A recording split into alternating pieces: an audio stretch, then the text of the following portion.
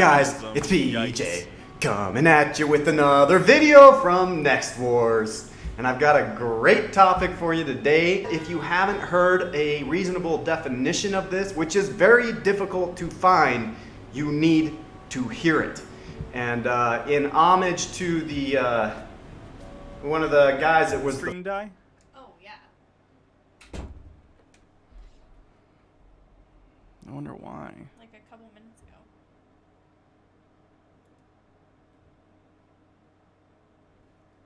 It's Oh, back?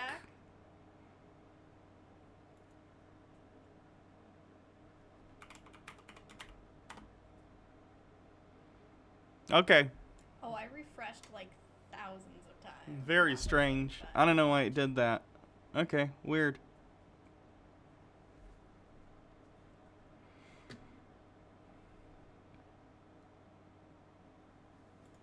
Hello, chat.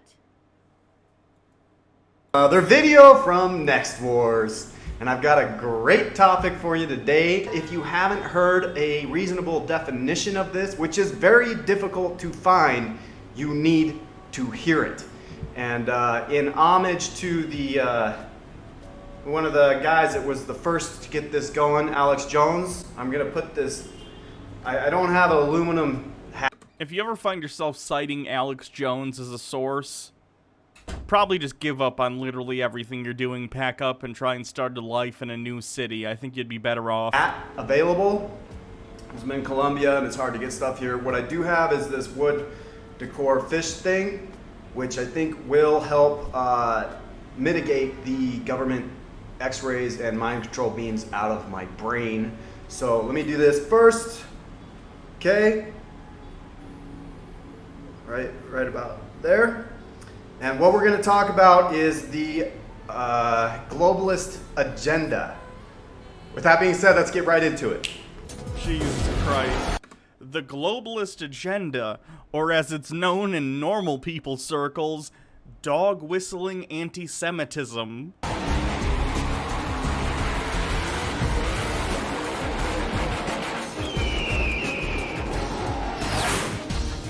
Okay guys, to get this video going, I want to get into some very basic talking points and really just get feedback.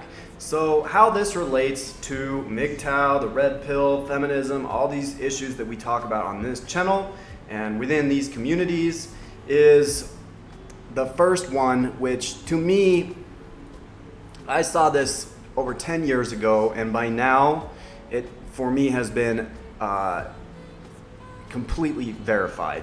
And in relation to feminism, why that is pushed is because if you're one of these liberal elite globalist dudes that's just a world builder, you look at the system of people and you see if you promote both genders working rather than having a family, you can drastically increase the gross domestic product in the nations that you push that narrative.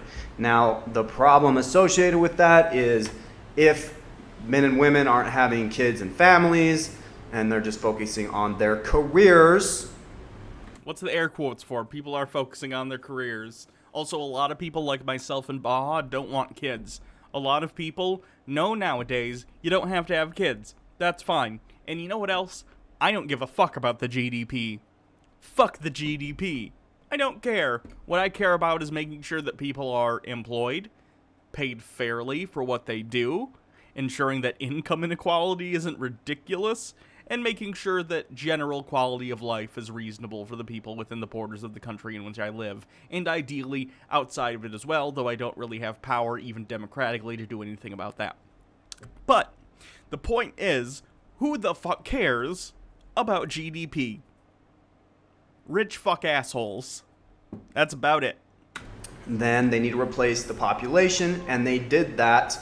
And I talked about this in my last video, but the war on terror, they promoted this mass immigration into Europe to replace the working population. That was their solution for them pushing feminism. Correct. Many countries, including the United States, the birth rate is now below replacement level. So if you want to maintain your GDP and you want to maintain the rich people confidence line going up, that is the stock market, You need workers. So, you increase immigration. And that's fine. Who cares? That's only a bad thing if you, A, want to control the bodies of other people and force them to have children when they don't want them, which is not only bad for them, it's bad for the theoretical children to be raised by parents who don't want them. And secondly, it's kind of racist. The fact that you care about new people coming into the country just because they're not from the same place as you is kind of fucking ridiculous. There's no reason to care about that unless you literally just don't like people because of their nationality or race. Seriously. It's fucking blatant. Grow up, dude. To get both genders working and increasing the gross domestic product. So the reasons why these people would do that are obvious. There is a massive increase in the production of these countries. Okay, that's number one. And number two, why, and it's a more shady reason for why some of these people would be interested in pushing feminism, is something that if you look around or if you talk to a lot of your liberal friends, although this opinion is fairly common amongst many people, and that is basically they think there are too many people in the world, and when there are too many people in the world. If we reduced the population, it would be better for everyone. Now, obviously, when you say stuff like this, people who believe in the globalists, they'll think that you're talking about literally killing people, but no, that's not the case. We just need to reduce the birth rate. And that is happening. That's fine. And that's a good thing. Fewer people, less pollution, more jobs for people relative because there are fewer people around to try and take up those jobs. It'd be a good thing. There's nothing wrong with that. There's nothing funny about the tools of capitalism. Nothing says that the world population has to continue going up indefinitely. It's an unsustainable view. It just is. break down these conversations that we A Colston with 100 bits. I found out that Elliot Hulse is 5.75 today. Oh, 5'7" today. Nothing wrong with that, but he's definitely shorter than I thought. Oh yeah, he's barely taller than me. I'm like 5'6". So that's crazy.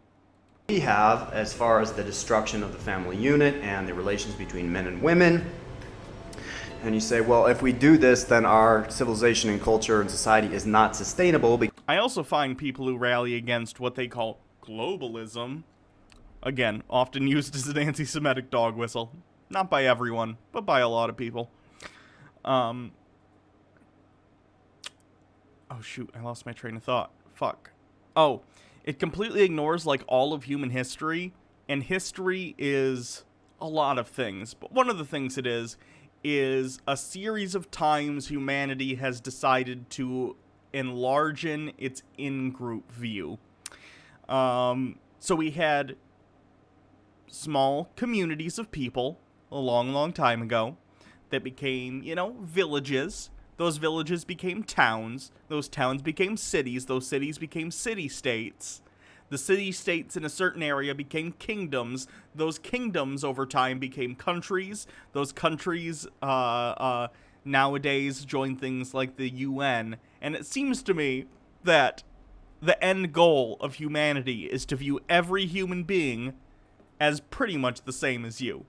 We still have nationalistic people, of course. You see that with Trump and the rise of right-wing bullshit in the past 4 or 5 years.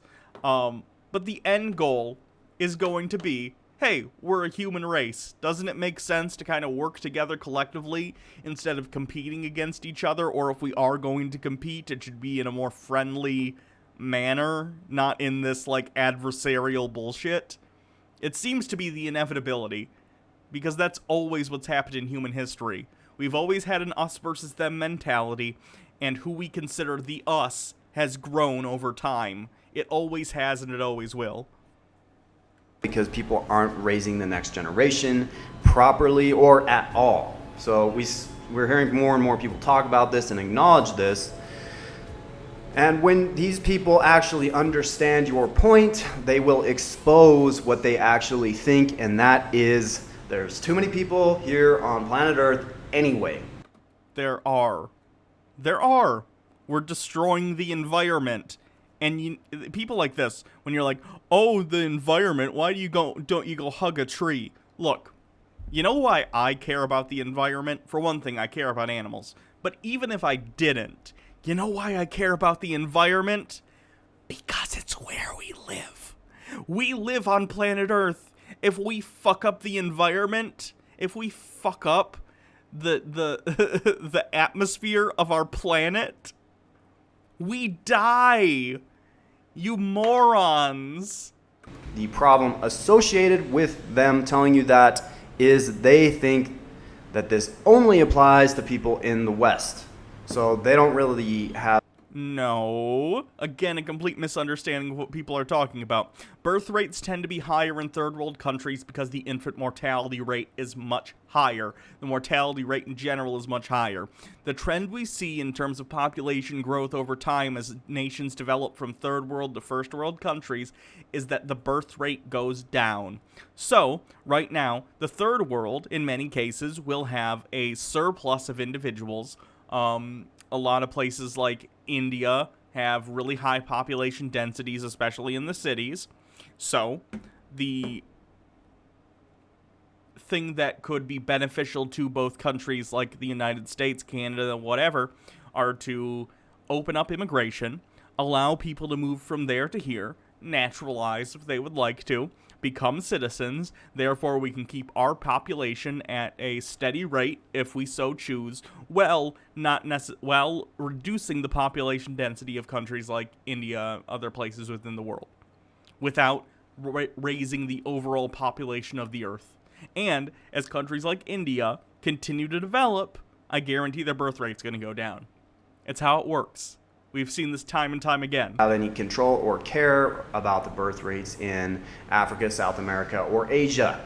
They only care about dropping the birth rates in the West. So we can come up with theories on why that's the way they think. Okay, so far we have 2 points, and that is both gendered working equals higher GDP. Number 2 is they're controlling birth rates within these countries that they have total control over, and that higher GDP might be a result of more people in the workforce, and that's fine, but that would be a byproduct, not the reason to do it. Women in the workforce was something that had to be fought for tooth and nail for decades. Women were basically only allowed to be school teachers and secretaries, and there were probably a couple other things, but basically, it took a long time and public opinion shifts to allow women to have the agency to go and work on careers if they so choose. Right? If GDP raises as a byproduct of that, fine. I don't care. Like I said, I don't give a fuck about the GDP. At all. What I care about is the ability of people to have the agency to follow the careers, lives, lack of careers if they want to be a stay-at-home parent, that's fine. Whatever. I want people to be allowed to pursue whatever makes them happiest. Pursuit of happiness. It's kind of a big thing in the United States. Maybe look it up. that is the those 2 points relate to the third point, which over, and that is the those 2 points relate to the third point, which is the globalist agenda itself. Daddy Sume, I know about the whole Cold War thing, but people understand what you mean when you say, I should instead say developed countries and developing countries. Fair enough. And there is a multi-stage plan in place that's already happening. One of them is to homogenize Western countries and to take our currency system and systems of control and try to utilize them over the vast majority of people on planet Earth. So if they do this, they can implement the same systems of control, feminism, birth control, all these different It's hilarious to me when they say that feminism is some sort of tool of control when feminism has actively worked to dismantle the tools of oppression for women throughout the last century or so. Like, come on. Seriously? Women's fucking suffrage? Allowing women to have the right to be represented by the government? You think that's a tool of oppression? You think women being allowed to go and make money for themselves so they don't have to rely on another human being, a man, to take care of them, you think that's a tool of oppression? But forcing them to stay home and bear children, whether or not that's what they want to do with their lives, that's freedom? This is like 1984 shit. Freedom is slavery. Like, come on. Go back to the Ministry of Truth, you fucker. Agendas they push through media in order to control the population and control the production of these countries. And put simply, control the course of humanity. That's it. So I know that this can sound crazy. I could put my fish hat back on, but the reasoning is sound, and the red pill has a lot of dialogue going on this. But what I just explained is, by my estimation, a pretty brief explanation of what we're talking about when we're talking about the globalist agenda. And if you don't agree with all of that, and it might be the case that a lot of these people that are pushing these agendas don't even actively know they're doing some of these aspects, but they are definitely doing some of them, right? As far as when we're talking about pushing women into their careers, they may have not there may not have been a coerced effort or a cohesive effort to do that, but they did do it, and it did result in massive increases in GDPs and things like that. And then they just... He's so fixated on the GDP, as if it's the only fucking metric that matters. Dude, you nor I don't care about the GDP. Why do you bring it up? Who cares? Solve the problem that came later on, which was a lack of families, with creating these situations where we're bringing in all these people. So you see it now in a similar way when they're trying to talk about open borders in the United States, right? And people are wise to the propaganda effort that... First of all, no politician in the United States is advocating for open borders. No one is. Not a single one. And this comes from a fucking misunderstanding of something Hillary Clinton said at one point. And once again, of course, these people have such a hate boner for Hillary Clinton. Look, I don't like Hillary Clinton either, because I'm a leftist. But the amount of hate these people have for fucking Hillary Clinton above the people on the right is hilarious to me. Secondly, I don't particularly care if the borders are open. Great. If they are, fine. That doesn't mean...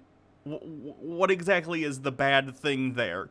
Do you think they're gonna steal your jobs? Particularly, for one thing, they're not talking about Canadians. They're talking about people from Latin America, because they're racist. If someone who comes to this country and barely speaks the language and doesn't have a ton of, like, skills is able to steal your job, then maybe you should have been more educated, right? Okay. That they're doing now. So that's really interesting to see play out, because they're trying to push these ideas in a much more subtle way. But when you're talking about the bulk of the politically left, which I don't think, when I say liberals, I don't think that the politically left is a liberal ideology anymore. And I'll do another video on that. But that's pretty much all it today, guys. I don't want to go into too much detail about these different aspects.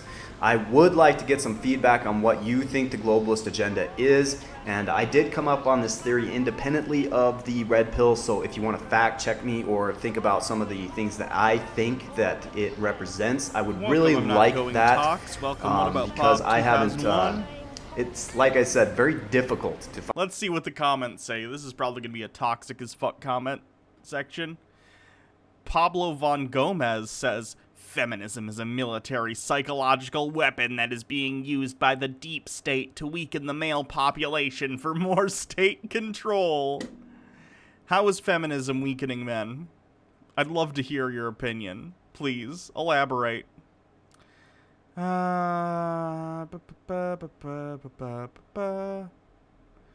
Noted above, feminism may weaken... This is from Weld SJ. He says, noted above, feminism may weaken nationalism. It is men that have fought and died for nations.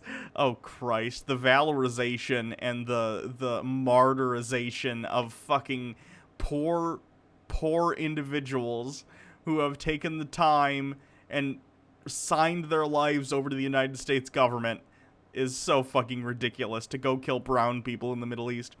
I think they tend to fight for their nation's continued existence. Globalism seeks to do away with the nation state. Yeah, that's untrue. For the same reason that, like, states still exist in the United States and in, like, the European Union. There are still countries within the European Union. You might have overarching things. There's sort of a hierarchy of power structures. If there ever someday is some sort of, like, effective one world government, I'd imagine it will have sort of federal-like powers where it has the ability to make laws that apply everywhere, but then nations will have their own laws, and then states, and, you know, as it trickles down, just with an extra layer up top. Best reason I can come up with is maybe someone at the top thinks it will reduce the likelihood of nuclear war. Not a bad goal. It's a financial elite that adores the extra productivity of taking men's housewives from them. Look at this. Think about this.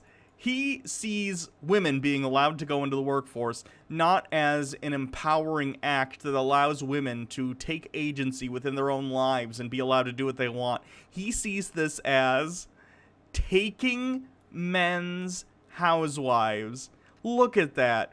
The objectification. The fact that he believes that women are men's to own and therefore are rightfully theirs is so fucking telling, isn't it? Jesus. From them and making these women cubicle dwellers to increase the wealth of our financial elite masters, that financial elite appears to adore globalism, but the two entities can be separated. Jesus Christ. Drink Your Tea says, you know, sometimes I'm glad I'm not attracted to females. It means feminism has no power over me. I think that the real reason feminism hates gays and calls misogynists because they're... Oh, God. That's fucked up. Jesus Christ. The fact that this is how you see women? Jesus.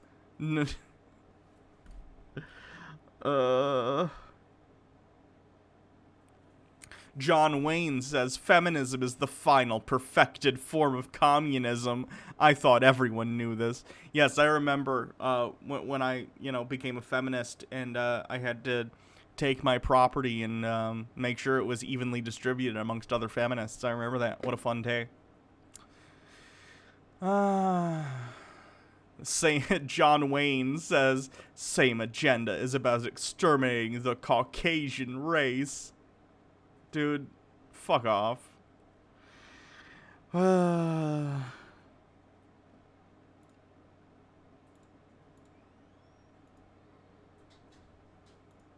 Let's see what Better Bachelor's up to.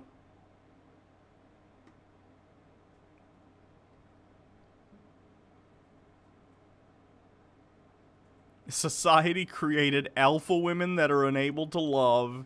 Fucking yikes. A voice. Guys, welcome to Better Bachelor. This is Joker with a face for radio and a voice for print.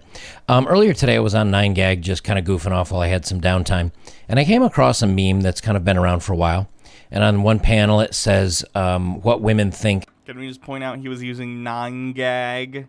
Jesus. Men want, and it was a picture of like bikini-clad women with inked up and fake, you know, chesticles and the whole 9 yards. And on the other side it says what men really want, and it was like two nicely dressed, kind of proper but very pretty girls, and it had a lot of upvotes and a lot of likes and a lot of comments, and a lot of the comments were guys saying, like I've said before in other videos, you know, where are all the nice girls? What happened to the nice girls? The girl next door, right? And I came across this article, and it's really interesting. It's by Susan Venker, and she writes a couple of good articles, and she's definitely hard on women when it comes to dating. Captain Diabetes says, I feel like these people watched the episode of Fairly Odd Parents where everyone was a gray blob and took the wrong message from it. Yeah. Arcanist Amber Blackwell says, whatever you do, don't tell the one world government people about capitalists. And how they act and how how they are in society. And she wrote one called Society's Creating a New Crop of Alpha Women Who Are Unable to Love.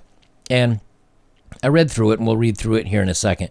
But what I found so fascinating is when you think about it, when I think about the girls next door that we used to like, It's really not so much Again, with this implication that women are here for you to ogle and fall in love with, and therefore their personalities should conform to what you prefer, and not that you should change what you prefer in order to allow people to live how they'd like to live. The fucking self-serving narcissism. It's malignant. the girls next door. It's when women were feminine. When women, and I don't mean like on the cover on my thumbnail here, you've got a muscular girl. I don't mean when girls work out and are healthy and that kind of thing. It's not what I'm talking about when I talk about that they become kind of alpha and they're not feminine anymore. Dude, women can be whatever the fuck they want, and so can men. If a man wants to be feminine, great. If a woman wants to be masculine, great. If they want to be feminine, awesome. Whatever. People can behave and display themselves outwardly however they'd like, because people are who they are. You're allowed to identify yourself in any way and express that identity however you want, as long as it's not hurting other people. It's that women today growing up have been told, A, you go out there and you date and you screw and you do whoever you want to. Yes, I remember that day of health class in high school where they told all the women to go and fuck as many men as possible. What? What the fuck are you talking about? You're basically making a straw man argument out of the fact that women are allowed, and they should be allowed, just like men are, to make their own choices about the relationships they get in. Oh no, women aren't marrying the first man that they date right out of high school. What a travesty. And because the guys do it, so you should too. And so women get very, I guess you'd call it almost aggressive, or they get very entitled, and they get very, I deserve, right? Which says the man who says he deserves to have 50% of the population fit in a little box that he finds attractive instead of living however they feel would make their best life worthy of living. is very alpha. That's a very dominant position, and men don't like that. It's not attractive. And then you look on dating profiles, and it says here there's a grocery list of here's what I want from you, or if they don't have the grocery list, they have, I'm big and bold and beautiful, and my kids are my world, and if you don't like it, then swipe left and screw you. That's kind of like... You're the person they're talking to, dude.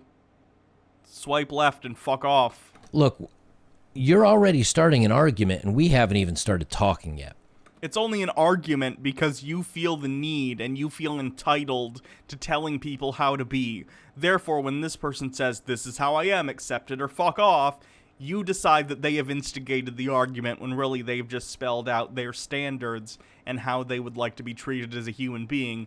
You find this unacceptable for some reason, and therefore have decided that they've instigated an argument. Gray Fox, thank you for gifting a sub. Like, what's up with the alpha, me strong, me powerful woman, you're weak, I will dominate us? And hey, no man wants that. Hey, have you considered other people's behavior is not meant to attract you? Have you considered that other people are not obligated to behave in a way that makes your pee-pee get hard? No one fucking cares, dude. If you don't like who that person is as a person, whatever that might be, then they don't want you. What? No man wants that. We want just nice and simple. And the thing of it is, Susan here, she explains it in a video that I'm not going to play, but she described it. Let me see if I got my batteries from my mouse here. She describes it like batteries, where if you have a oh God, here we go with this shit. This is about as enlightening as when Christians used to take two like male ends to a plug and go like, this is what gay marriage is like, it doesn't work. Very brilliant.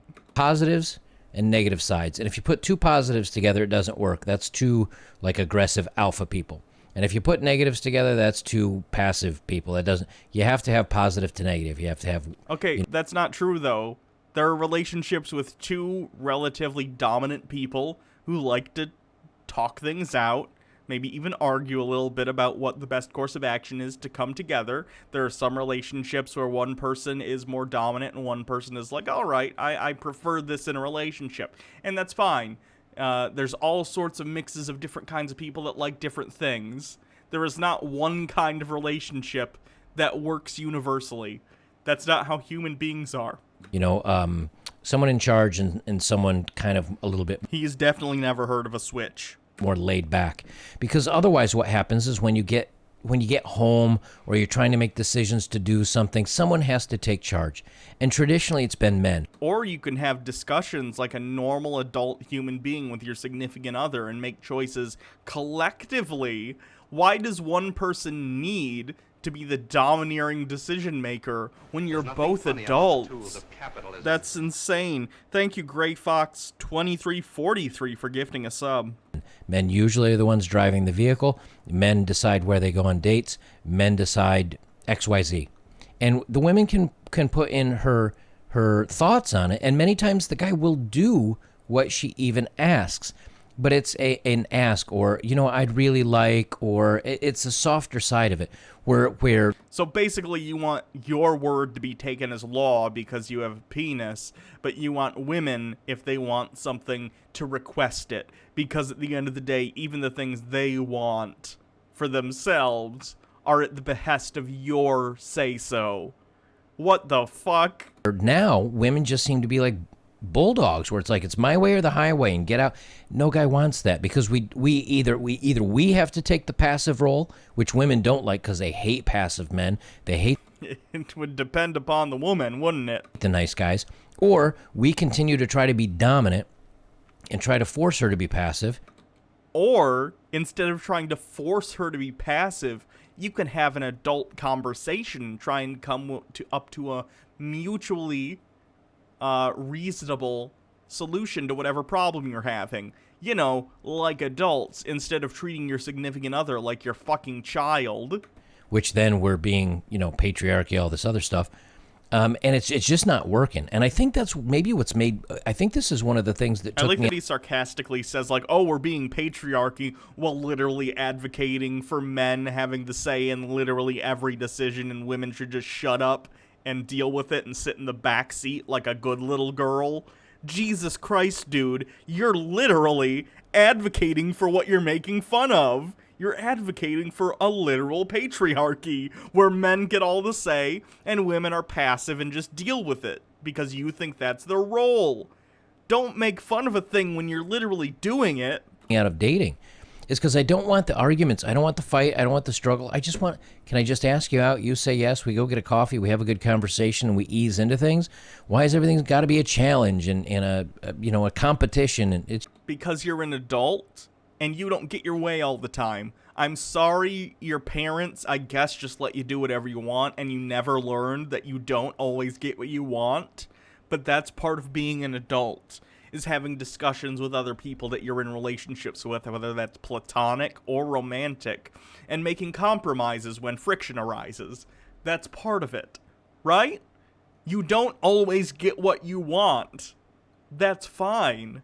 You don't get to be in charge of every situation. No one does. just never easy.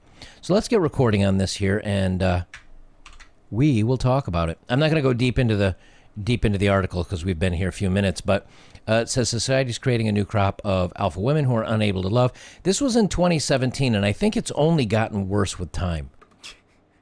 He reads Fox News. What a shock. Like, I mean, it was bad a couple years ago, but it seems like, I mean, in 2017, I had just gotten Daddy Sume with 20 bits. You don't always get what you need.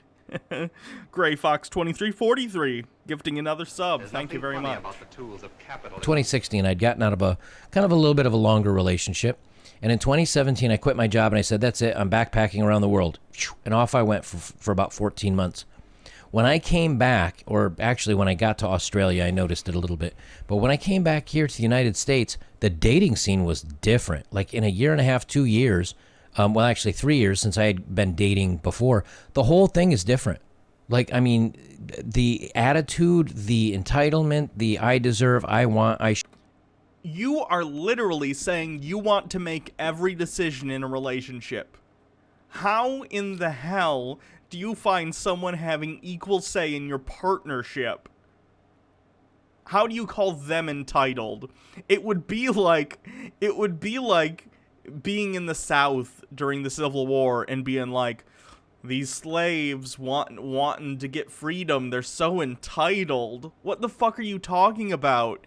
You've already taken away something that was theirs to begin with, whether it be their freedom in the case of slavery and their There's nothing agency, funny about the or tools of in the case of capitalism. this guy trying to take away a woman's right to have agency within her own life, within relationships that she's in. No one is telling you to allow your girlfriend or wife or whatever to make every decision for you and not allow you to have a say. However, that is what you're advocating for in the reverse.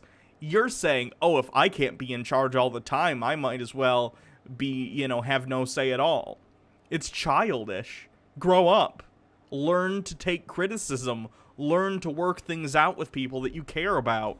You don't get to make every decision all the time. Jesus. Daddy Sume with 10 bits because it's not a partnership, it's an ownership, yeah.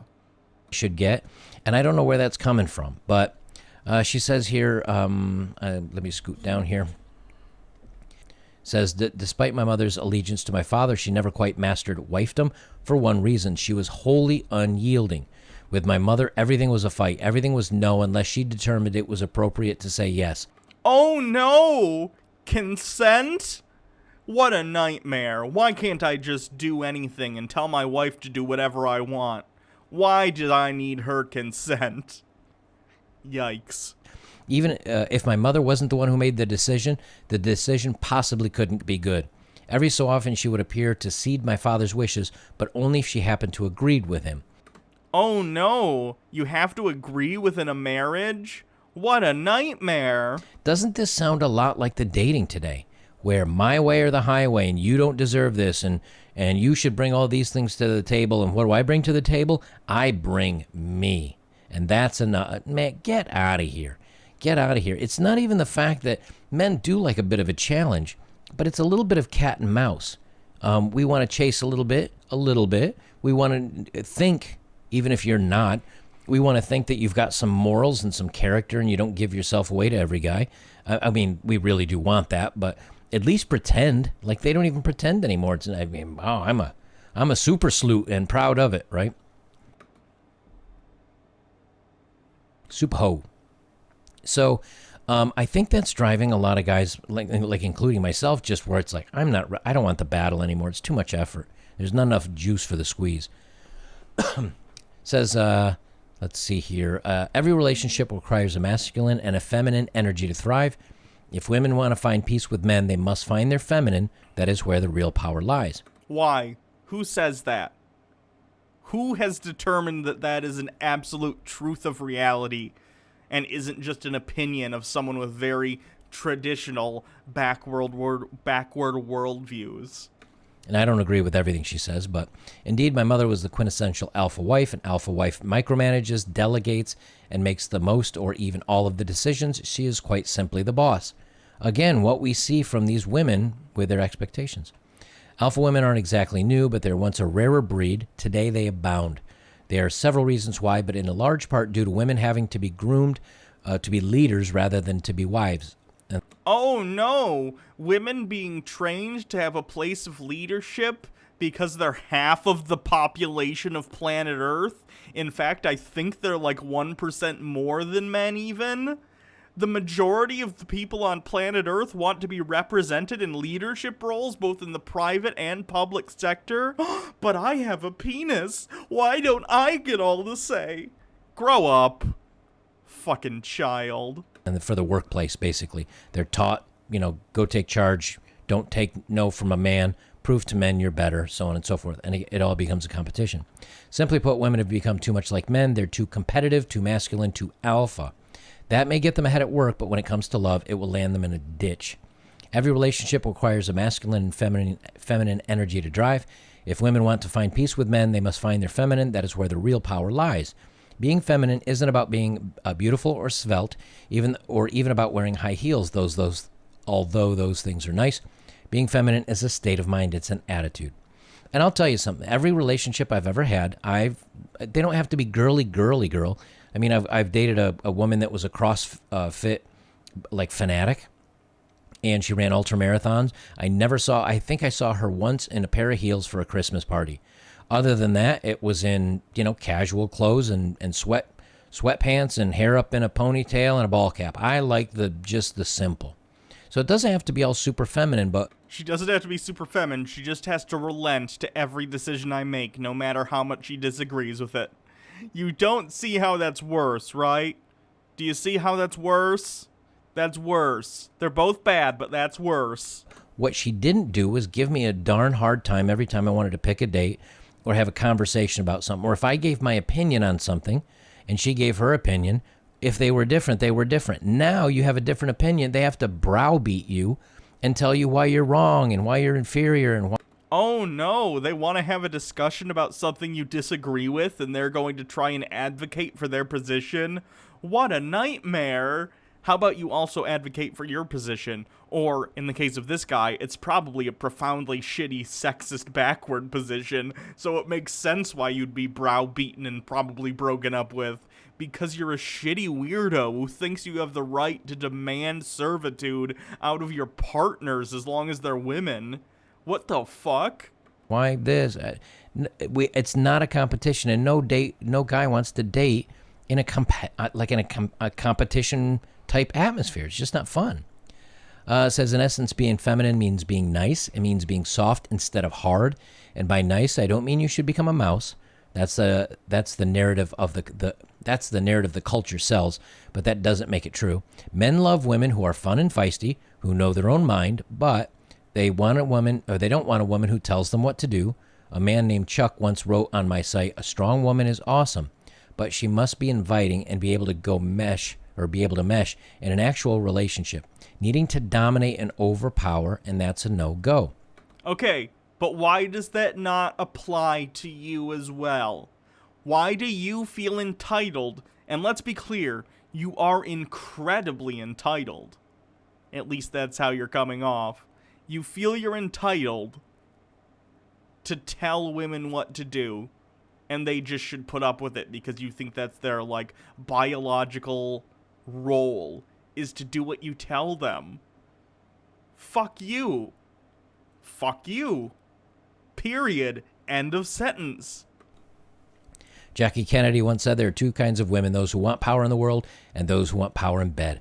American women have become laser focused on the former and have rejected the latter. In doing so, they've undermined their own ability to find lasting love. I want to find, let's see, there was a paragraph here that I wanted to read. Okay, here it is. And this will be the last one, and then we'll get on to it. Men are just so much simpler than women. Not simple as in dumb, as often portrayed in the media. Simple in the fact they have far fewer needs than women do. That's definitely not true. What the fuck are you talking about? What men want most of all is respect, companionship, and intimacy. If you supply these basics, your husband will do anything for you. Slay the dragon, kill the beast, work 3 jobs, etc. Men will happily do this if and only if they are loved well in return. By loved well, you mean you want to be in charge of every situation and not allow your wife say in decisions. It's when men are not loved well, the problems arise. And that's the nature of the male-female dance. And I'm not going to read any more out of this, but she makes a very simple point, and I've told this time and Women also want love, respect, all the stuff you listed. Intimacy. Why does that not cut both ways? It's a problem of definitions. To you being loved for whatever reason, I don't know who taught you this, but you were disserved by them, whoever taught you this. You seem to think that being loved means someone acquiescing to you 100% of the time. And that's not love, that's servitude. That's a poor way to frame your relationships. Time and time again to women that are saying, I don't understand men. What's going on with men? How do I understand men? So on and so forth. I make it very simple. If a man wants companionship, and sometimes that companionship for a guy can be, hey, I'm going to go over in that room and play my guitar or listen to some music or get on my computer and play a game or whatever it is. And even just having a companion, a female, like in another room reading a book or watching TV or whatever, just having somebody around is a good feeling. I mean, we all like that. Yes, everyone likes that. Just about. If you don't, that's fine. But I'm saying people who like relationships like the idea of companionship even when you're not in the same room. Yes, men and women feel the same way about that. We don't feel alone. Now, dogs are good to kind of help combat that for those of us that have decided to stay single. So do cats and things like that. But the whole point is companionship doesn't have to be we do everything together and we're attached at the hip. For respect, just respect my opinions, respect my thoughts, respect my feelings. Okay, and do the same in return for her. Why is this so difficult? You are owed equal respect. You're both human beings. And for most relationships that I've had that have worked well, it's like 55-45 or 60-40. Let me take the lead. Let me make the majority of the decisions. Why? Why do you feel that you were owed that? Who told you you are owed that? Because they were wrong. Or at least the recommendations or the suggestions. And if you really have a strong opinion about it, I listen. I care. If you're kind of like, I don't know. But you don't, this is your problem. You don't get to be, oh, I'm an arbiter of all our decisions, but I'm a kind dictator that'll take your opinions into account. No! You don't get to be the arbiter. Who told you that you get to make all the decisions as long as you listen to someone else? That's ridiculous. Then at least someone's made a choice. And we know this happens as well, because if you look at the dating world, how many times have you said and you guys... If anyone ever wonders what toxic masculinity is, this shit. Believing that you are owed the decision-making power because you're a man, that's toxic masculinity. Toxic masculinity isn't saying that all masculinity is toxic. It is, however, saying that sometimes men will use their masculinity as an excuse to be toxic towards other people. Guys, all that have dated know this one. Honey, what do you feel like eating? Oh, I don't know. Like, anything's fine. Okay, I'm in the mood for tacos. Let's go hit some Mexican. No, I don't really feel like tacos. Well, all right. Yeah, I had those last week at work. All right, burger. Is he seriously bitching that, like, that his girlfriend gets a say on what they have for dinner? What the fuck? And fries, that sounds odd. Well, no, I don't. Okay, how about this? After 5 things, you'll go, all right, well, if none of that sounds good, what do you want? I don't know. Anything's fine, really. Right? We've all been through this. And you don't think this happens in reverse? Everyone does this. Everyone kind of, I don't know what I want for dinner. What do you want for dinner? What do you want for dinner? This is a common conversation that happens within relationships, and it swings both ways. So you need someone to take the lead, because then, as a guy, what I would say is I said, look, I gave you 4 options. I'm going to get what I want now. If you see something on the way that you want, we'll stop it and get it for you. And if you can't make up your mind, then, worry about it later. And I have literally gone to a restaurant, gone through the drive-thru, gotten myself a sack of food, and started driving home, and she still couldn't make up her mind. And then it's like, well, let's stop. No, I gotta go home. I'm gonna eat this while it's hot. You can go, because we've been out 30 minutes goofing around. But that's the energy. Somebody needs to have that energy. It sounds like you were too impatient and couldn't wait a couple minutes for her to make up her mind, so you decided to start going regardless of the fact that she didn't know yet. Just wait like 10, 15 more minutes, dude. What the fuck? It can't be the woman. Because if she has the energy like that, then you are either at each other's throats all the time, or the guy has to go, okay, whatever you want, and then you're a passive, weak guy, and no woman respects that. No one Well, asked the you to problem do is that. the women aren't backing down. And a strong man, You literally already established that you could both get what you wanted separately, since you're getting some sort of fast food drive-through, takeout, whatever anyway. That's fine. You're allowed to do that. You were just too impatient to allow her to make a decision. You're the asshole here. guy. Confident guy is not going to back down. So what is it? It's fights constantly. It's always a power struggle. It's always attitudes. There's never a moment to relax. There's never, and then women say, my boyfriend or my man never takes the lead or never initiates. You know why? Because when a guy gets shut down too many times, he doesn't want to initiate anymore. So until women ease off the gas and let guys take control, as long as they're overpowering, what they're going to do is they're going to find guys that want to sleep with them. They're going to find guys that'll casually date them and have a little bit of fun with them. But then when it comes down to really boiling it down to a relationship, guys don't want that. Guys want a feminine, let me take the lead most of the time, let the guy take the lead most of the time. They want a feminine, laid-back girl that just rolls with the punches, that's fun, that supports his decisions, that's his companion, that respects him, and, you know, when it's bedtime, it's fun time. Doesn't have to be every night, but, you know, that is part of the requirements. When you get rid of the respect and you get rid of the intimacy, and then the companionship is at best fighting, what's the point? And I think that's why so many men are checking out, because the feminine men are trying, and they're maybe getting a little bit of game, but they have to be passive. And a lot of the alpha guys are just saying, look, it's going to be a struggle. It's going to be a fight. You got to get out there and fight for it. But I think the smarter guys just say, nah, I'm just not really that into it. Slow But guys, Dog if you'd like to 52 support my with work, links are below as always. If you have, quote, thank you rolls very with much. The punches. And the best way we can support me is like, Yikes. comment, share, subscribe, and Yes, like yikes. only 38% of you are Yikes subscribing. Hit that subscribe button, hit that notification Oh, button. fuck this dude.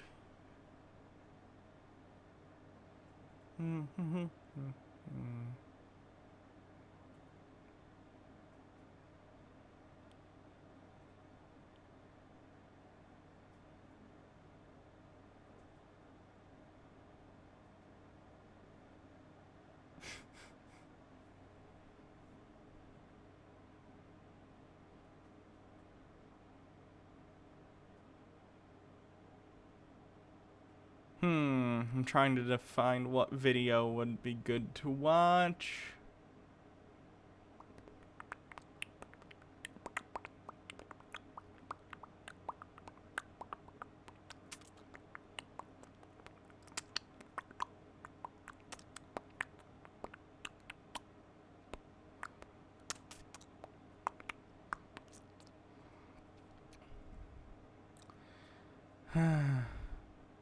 Oh god, bodybuilder marries his silicone girlfriend of 8 years. A guy married his sex doll. Yeah, let's listen to this. Let's listen to this guy for 11 minutes go, see women, I told ya. As if a woman or a man, frankly as if anyone with self-respect would want to be with the person who married their sex doll. Jesus Christ.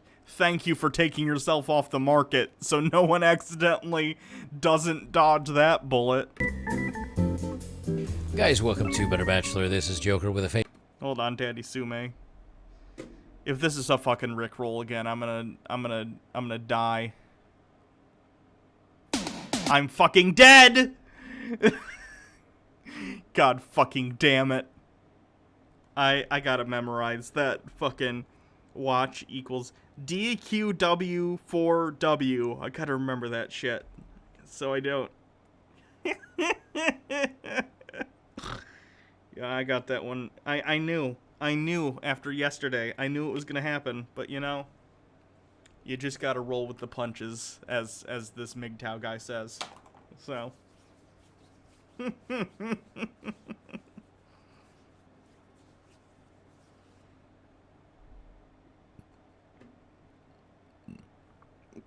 Hold on, let me look at this Pathos blog. Insane. Oh, Hemet Meta. Yeah, I like Hemet Meta. Insane Christian group's newspaper ad says Nashville will be bombed by Islam. For some reason, this full page ad appeared in yesterday's edition of the Tennessean. Under a banner with Donald Trump and the Pope, the Seventh-day Adventist group Ministry of Future for America suggested that biblical prophecy revealed that Islam would detonate a bomb in Nashville on July 18th. Not Islamic radicals, just Islam. Urging people to go to their website for more details, the ad notes how the group has an obligation to warn everyone, and then it descends into Christian gibberish. Here's the quote. The subjects all have a have a relation to Bible prophecy, and all of them are interconnected. The United States of America is one theme, which is prophetically the sixth kingdom of the Bible prophecy, yet different from the kingdom of world history. Another subject in the kingdom succeeded the USA, the seventh kingdom of Bible prophecy, which is the United States, as the USA ends its history as the sixth kingdom, and the world transcends into the seventh kingdom of the United Nations. The Bible prophecy specifies that Donald Trump is the final president of the USA. Jesus. No, the Bible doesn't say that. I've read it. Believe me. Believe me. The Bible, it says I'm going to be the final president of the United States. Believe me. President Trump has been typified by many biblical leaders and is marked in God's word. His presidency and his struggle with the Democratic Party is also subject of prophecy and provides the backdrop for another matter that is marked prophetically, that of another civil war in the USA. This reality is fairly easy to recognize. Yikes, yet again, no one who uses the word Bible and prophecy in the same sentence has ever made sense. Maybe the funniest thing about this ad is the opening paragraph. This passage is not being inserted to infer that we are prophets, for we are not. The newspaper itself published a piece yesterday condemning the ad, with spokespeople saying it never should have been published. The ad was immediately ordered to be pulled from future editions by sales executives, and the investigation launched. A similar ad, one that did not mention Islam but also contained an end times prophecy, published in the newspaper on June 17th. The newspaper's advertising standards clearly forbids hate speech. Advertisements that do not meet the paper's standards are routinely rejected for publication. You have to wonder how many layers of people saw the ad prior to publication, though. Here's another amusing aspect of this otherwise horrific ad. The Guardian ran a piece about it, and somewhere there must have been thinking, who can we get to comment on Christian batshittery? Pat Robertson immediately jumped to mind, so they asked someone who worked at the 700 Club. Even she dismissed the supposed prophecy. Terry Heaton, an author and a retired television news executive, who's a former executive producer of the 700 Club, a successful show on Christian Broadcasting Network, said the ad's claim is not supported in the Bible.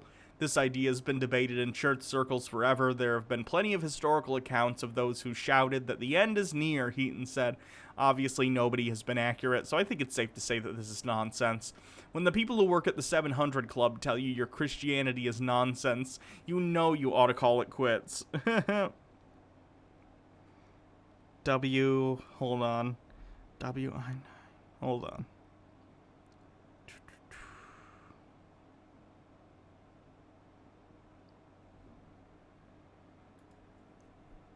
I have a feeling this is just the same thing again. No, okay. I saw this.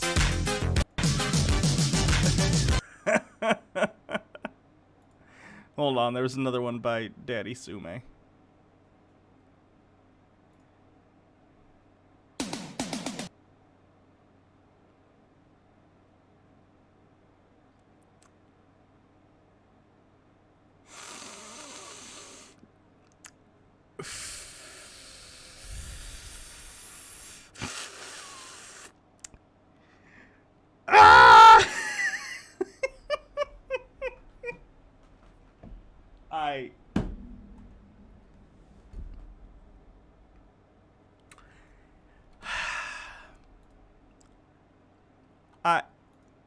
I don't know what.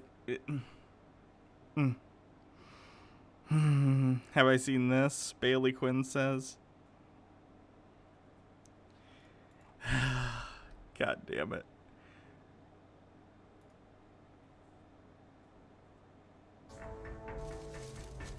Ha ha! Fear not, for it is I, Captain Diabetes. Oh yeah, that's where you get. Is that where the name comes from? Yes, a mild-mannered gentleman with the power of diabetes Yeah. at his control.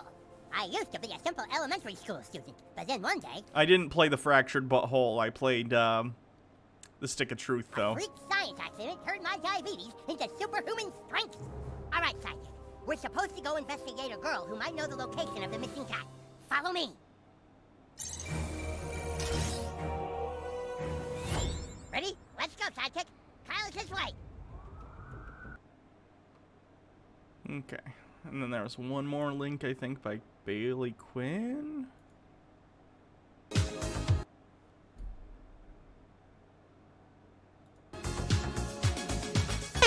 We're no strangers to love. You know the rules, and so do I. A full commitment's what I'm thinking of. You wouldn't get this far. I just wanna tell you how I feel. Gotta make you understand. Never gonna give you up. Never gonna let you down. Never gonna run around.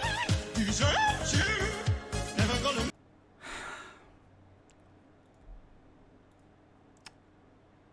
Moving on. Face for radio and a voice for print. This is kind of a weird video, a weird story, because I'm not exactly sure There's nothing funny about the how I tools of feel about capitalism. this. Devious Jillster with 25 bits. Why are we here? Just to suffer? I think so. I think that's what we're here for. So I'm going to read a story. A bodybuilder is proposing to his adult doll after 8 months of dating. Captain Rachel says I've stopped sending Rickrolls to my friends and just send them this. Hold on, let me.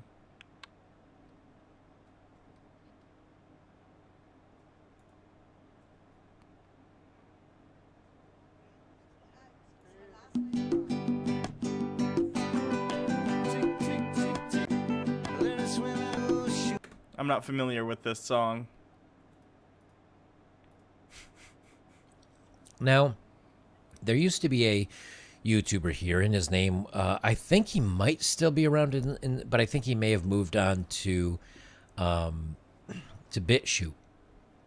His name was Turd Flinging Monkey, TFM, and he's one of the first guys going their own way content creators on YouTube, and I don't know if he got kicked off or he just decided to move to a different platform, but he has a doll named Celestina. And I remember hearing him talk on one of his shows about how you can actually transfer feelings that you would normally feel for a human being to a doll. And for me, I can't move on past seeing them as just an inanimate object. But apparently, some people can. It's called, I think, objectophilia. There was I think there was like a documentary on TLC about this at one point.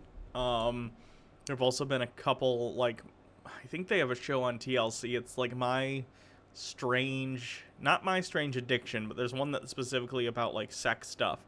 And they've had several objectophiles on, and basically they're people who have romantic or sexual relationships with objects. And they feel attachments to these objects similarly to how people will feel, feelings for other human beings. For instance, one lady is in love with the Eiffel Tower, and on the episode, she literally, like, straddled it, and, like, yeah. So, I don't know. Like, if you're in love with an object, I can't tell you you're wrong. Love is just a feeling. Do you? But it seems to me it would be healthier to be in a relationship with a person who can reciprocate those feelings. And they seem to be happy. So let me read this story, and then I'm going to talk a little bit Strange love, yeah, might have been that. about maybe the pros and the cons. And I want to be adult about this, because I don't want to put my judgment or my feelings on the subject out to what is right or wrong, because I'm kind of libertarian, not complete libertarian, that we need to have rules in society, but I think everybody should be able to do whatever makes them happy. However, there are some caveats to that I'll talk about. Let me get recording here. So, a bodybuilder proposes to his adult doll after 8 months of dating. A Kazakh bodybuilder said that he intends to marry his girlfriend Margot, whom he treats like a real woman. Yuri Tolochko and his girlfriend Margot have been in a relationship for 8 months. The proposal comes... I don't know. It just it comes off like, hey, people are going to do what they're going to do. I'm not going to tell people what to do. But it'd be like coming up to me and saying, like, I'm in a relationship with my right hand because I masturbate with it. Like, that's a ridiculous statement. It's so, for lack of a better term, masturbatory. Like, you're taking the sex doll out on dates as if it's like a living, breathing person when it's just a hunk of like silicone. It feels nothing. It thinks nothing. It experiences nothing. It's an object. And yet you're investing all these feelings in it that are just not received by anyone because there's no one there. I don't know. After Tolochko took Margot to undergo cosmetic surgery to address some insecurities about her looks that arose when he showed her off during media appearances. So here's a guy that he's not unattractive. I mean, actually, he's way above average looking. Based on the fact that he proposed to a sex doll, I don't think his looks are what's holding him back from being with other people. Probably more of a personality thing. Because he has a beard and he's bald. So instantly, he's at least an 8. At least that's what I hear. Bald and beards are. But he's a bodybuilder and goes up to public Wait, appearances. I gotta read the thing. It says... let me see if I can just find the article actually. Yes, he sourced it. Oh, it's a 9gag link, though. Fucking 9. There's nothing funny about the tools of capitalism. Thank you, Devious Chillster, for 25 bits. Devious Chillster says, as an adult imaginary friend, it's rather rare, but it does happen. It might honestly legitimately be real to the guy. There might actually be some psychological issues and difficulty telling fantasy from reality. Maybe. Perhaps. A Kazakh bodybuilder said that he intends to marry his plastic girlfriend Margot, whom he treats like a real woman.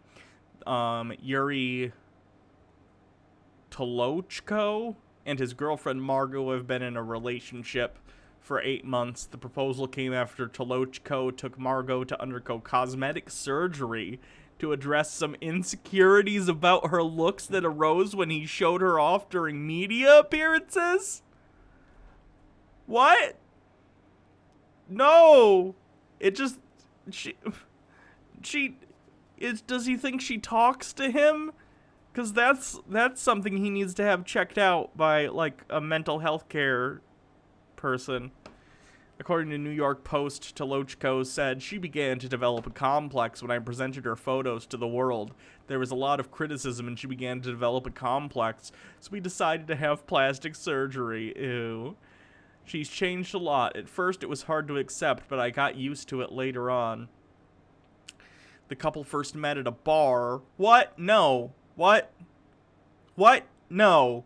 The couple first met at a bar when, as Tolochko recalls, he rescued Margot from a young man who was treating her wrong. Wait, did he steal this sex doll from someone?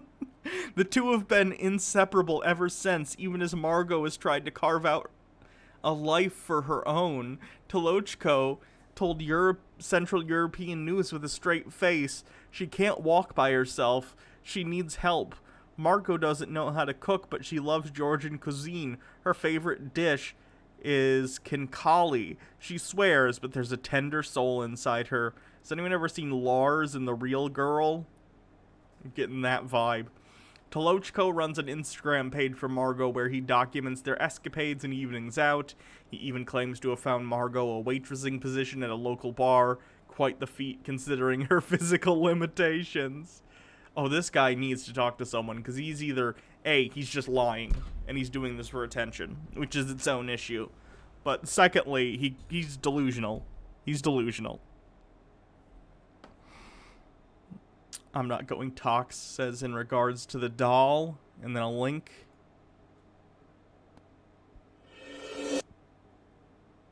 What is love? Baby, don't hurt me. Don't hurt me no more. Baby, don't hurt me. It's a good fucking song.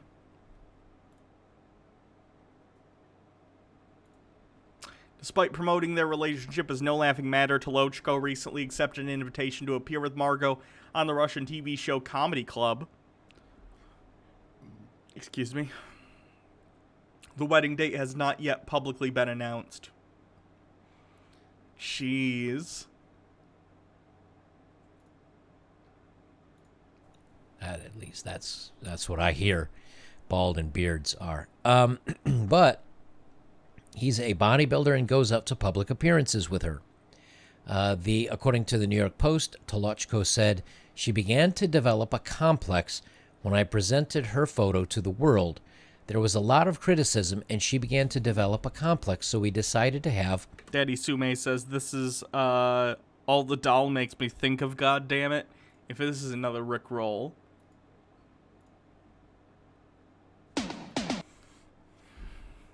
Alright, Daddy Sume, I'm not clicking on your links anymore. Line drawn. God damn it. plastic surgery. She has changed a lot. At first, it was hard to accept, but I got used to it later on. The guy isn't bad looking.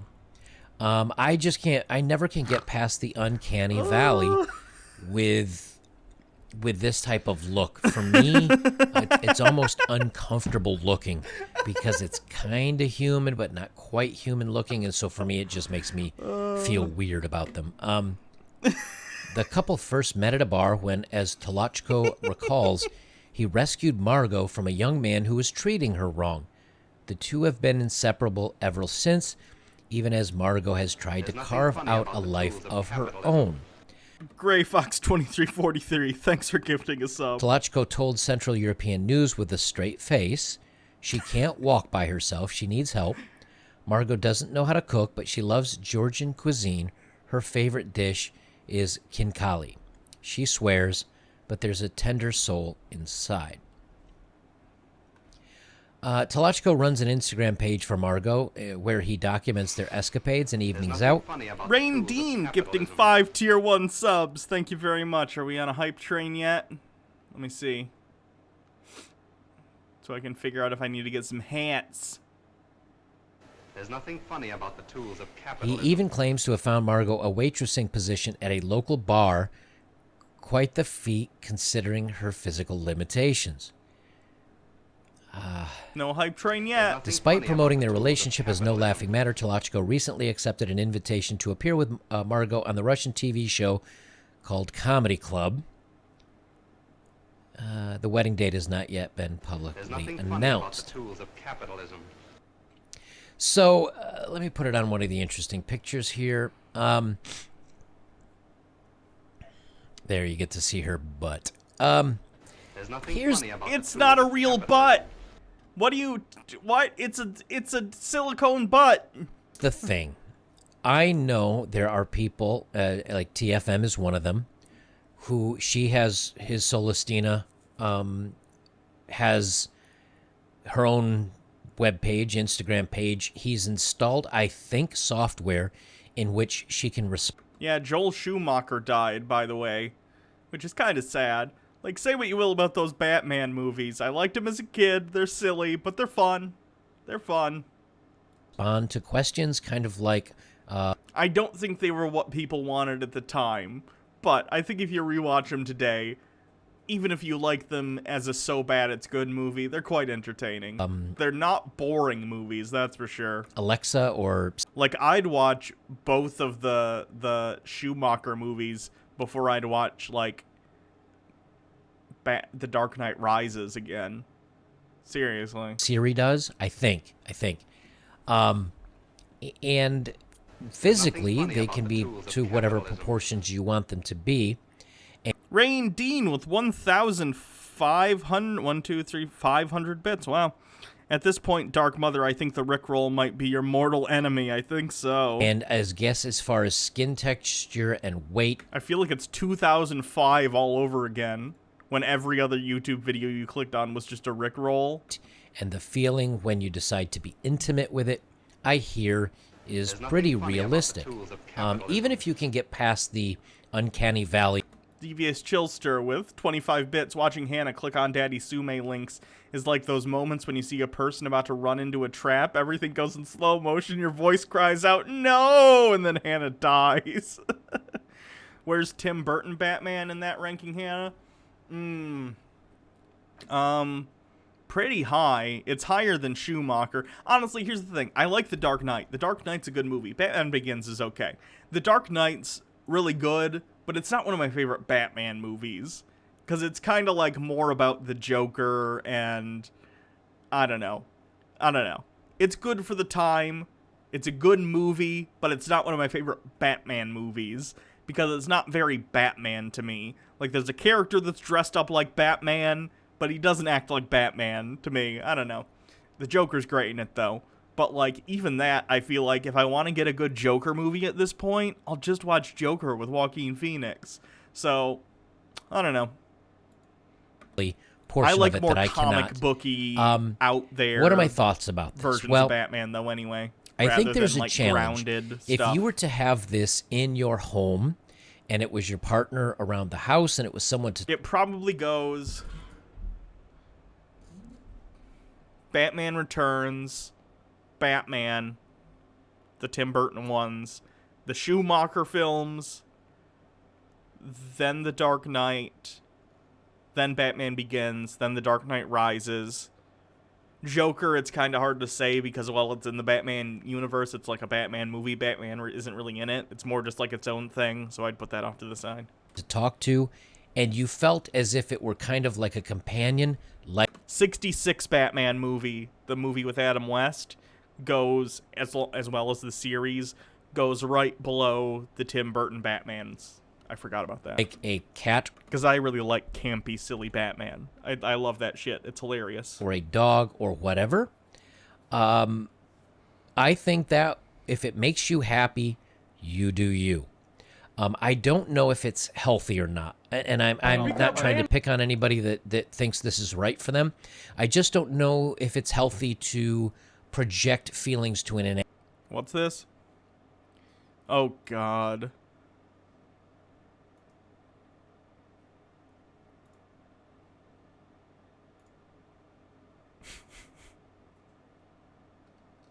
In large gatherings, we could have closed the beach.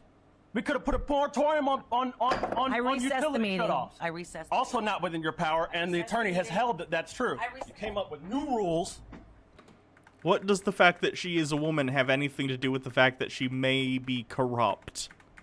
Like, if we want to look at stock of, like, the most There's corrupt nothing funny about politicians the in tools of history, capitalism. more of them are going to be men, specifically because men have had more position of power throughout history. I'm not, like, shitting on all men because of that, nor should you do the same to women in return. It's just not reasonable. 40s Ashley Gooden.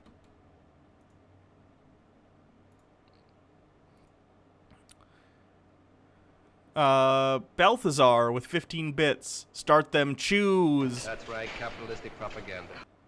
Nesterlex, thank you for following. Yeah, the hype train hasn't started yet. That's weird. We had a decent bit of stuff in a little amount of time. I was expecting it. Weird.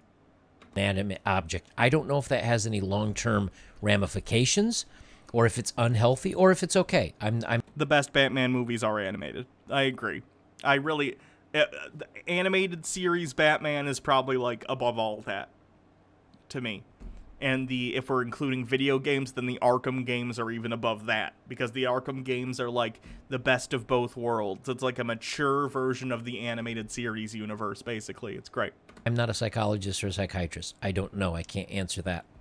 I do nothing know, funny however, about the that you're tools of probably going to have capitalism. challenges if you take this outside in public Baja Blast with and 110 bits. treat it Baja. as if it is a significant You're other. here. A Why? lot of people, and when I mean a lot, Oh, I'd pretty there much comes say the hype all, train. Funny about except the for tools of Vast very, very Lunacy few people, gifting 5 subs. are going to That'll think do it. you're Here comes the hype train. weird or peculiar. And it would be the same as if you pictured a woman pushing around There's a nothing funny about the man tools of doll, capitalism. treating it as a husband. It's just not really, It's just not really socially Forgotten password. Should I get Arkham Knight?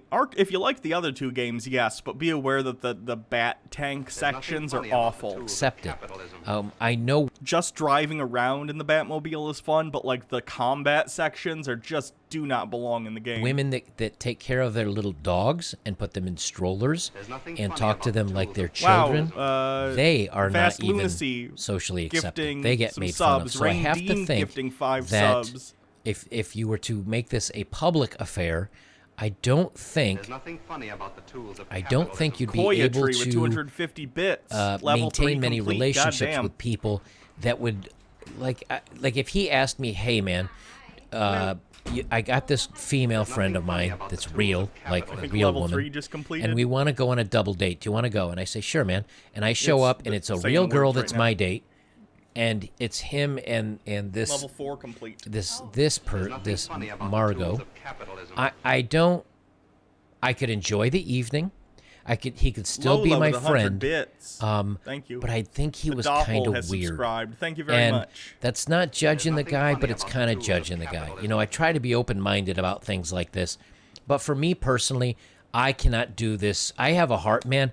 I'm single because I can't transfer emotion to a real human being. There's nothing funny about Well, that would make you a You know what I mean? sociopath. Like, I'm not good at being... I'm not filled with empathy Fast Lunacy. and 10 tier romance 1 and subs. love Oh for my other human God. beings. Holy hell, so I thank certainly you. couldn't be able to give it nothing to funny about an the tools of inanimate object. capitalism. However, some people are. Bobbits. And from, like I said, what I've heard Ronan from with TFM a bunch of is biddies. that you Thank you. can Balthazar actually, with and he 100 said this, bits. and Thank he's you so much. emphatic about it, you can We're receive at 190% pleasure from of the level giving 5 hype your train. I'm emotion gonna have so many to fucking hats. something like this. I think some people can make it work. It's going to be tough, though, if you try to make this occur in public. You're going to be judged. Nelka, And if thank you're you for okay with following. being judged, There's nothing and if you're funny about okay the tools at of how capitalism. people may view you, then more power to you. But I might say that if this is a road in which you want to go down, it would be a lot easier I've got to the make this sixth hat ready a for when we a get to hobby 100%. or a person Capitalism. that you enjoy at home. You know, when I go out motorcycle riding, my dog Oh, stays there we home. go. Big Titty Meg When I with go a out tier 1 sub. Thank you very much. to the pub or to go shoot billiards with friends, nothing funny my about the dog tools stays of home. But I love my dog very much. Now, yes, I do take the dog out to the park occasionally If we for do his continue enjoyment. again, every 100% but- above 5, we do more So hats. maybe this is a hobby that you could look at that way. I don't know.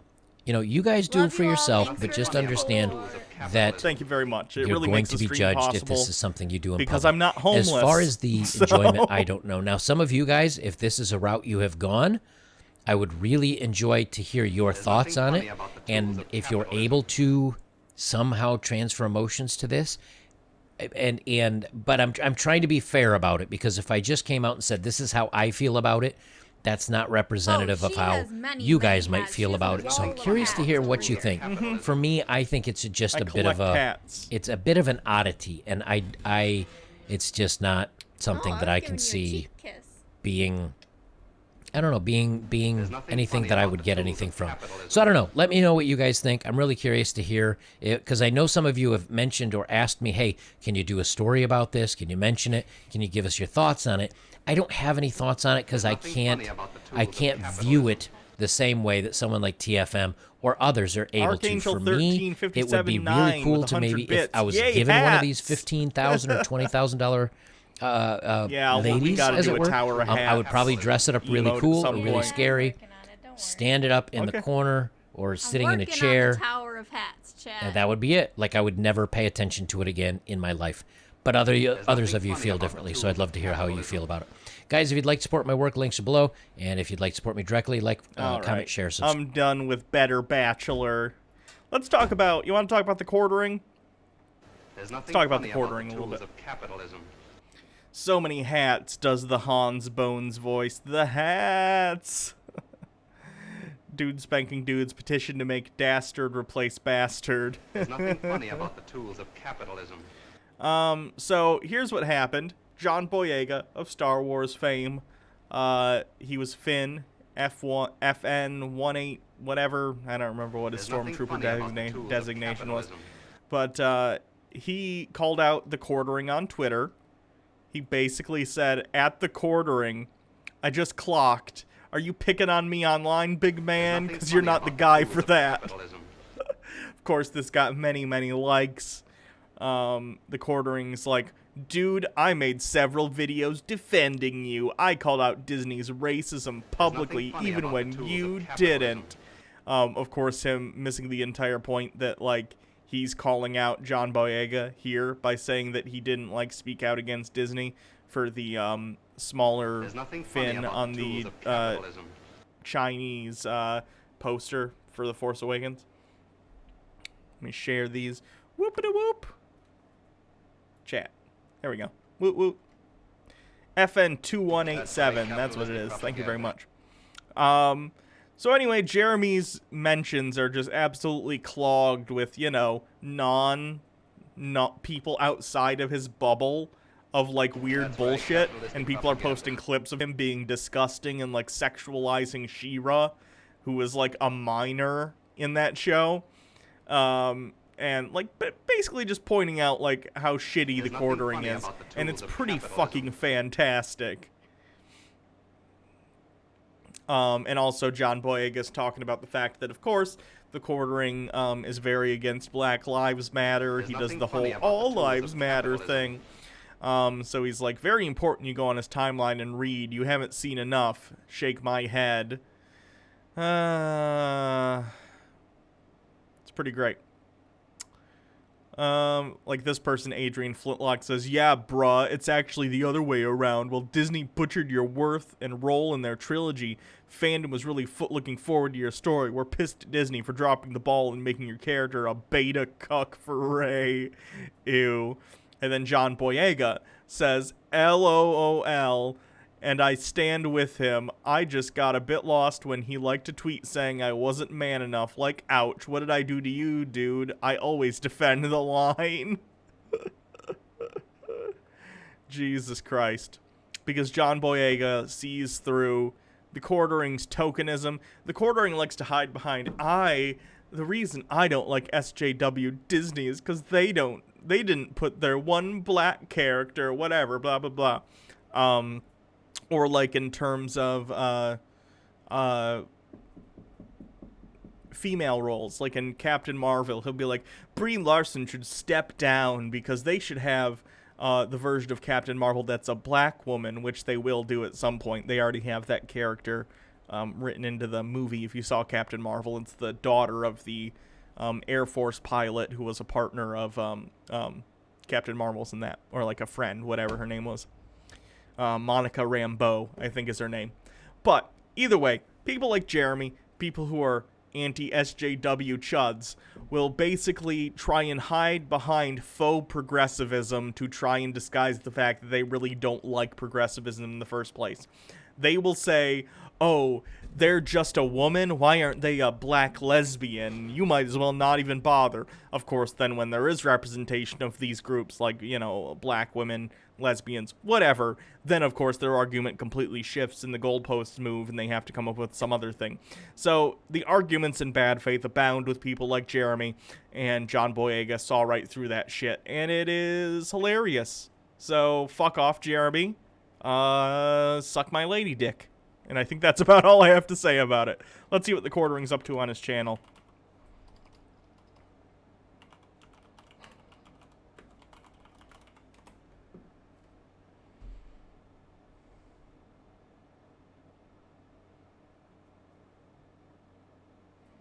Another Jeremy tweet debacle from today. Let me click on it. I didn't see it. He says, flirting is dead. It's all RAPE now. In 30 years, when all the people who push this narrative are alone and childless, I wonder if they will wonder why. Jesus Christ.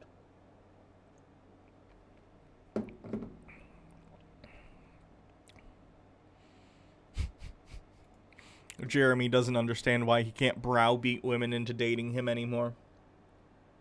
Because his version of flirting is apparently making women very, very uncomfortable.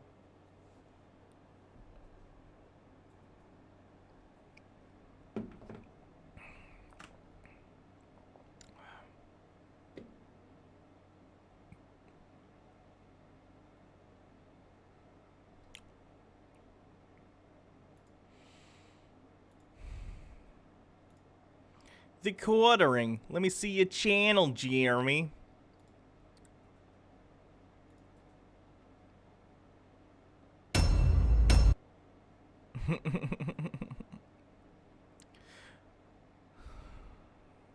I'm not going to click on the Last of Us 2 video because I don't want to spoil it for anyone because that's still a relatively new game. But this video, I can tell by the title, is basically saying, refunds denied for The Last of Us 2 and accusing of false advertising. How do I put this in a way that isn't super spoilery? Basically, this would be like if people went to go see Psycho when it first came out and they get mad that the main character died halfway through the movie. Completely missing the point. Anyway. Baja Blast, he doesn't deserve your lady dick. True. True. My lady dick is a privilege, not a right.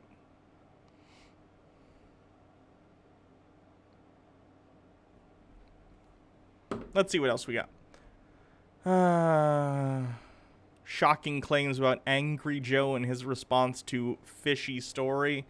I don't know if I care. He has a video on Anita Sarkeesian, as if, who the fuck cares? Is it 2012? Who's talking about Anita Sarkeesian anymore?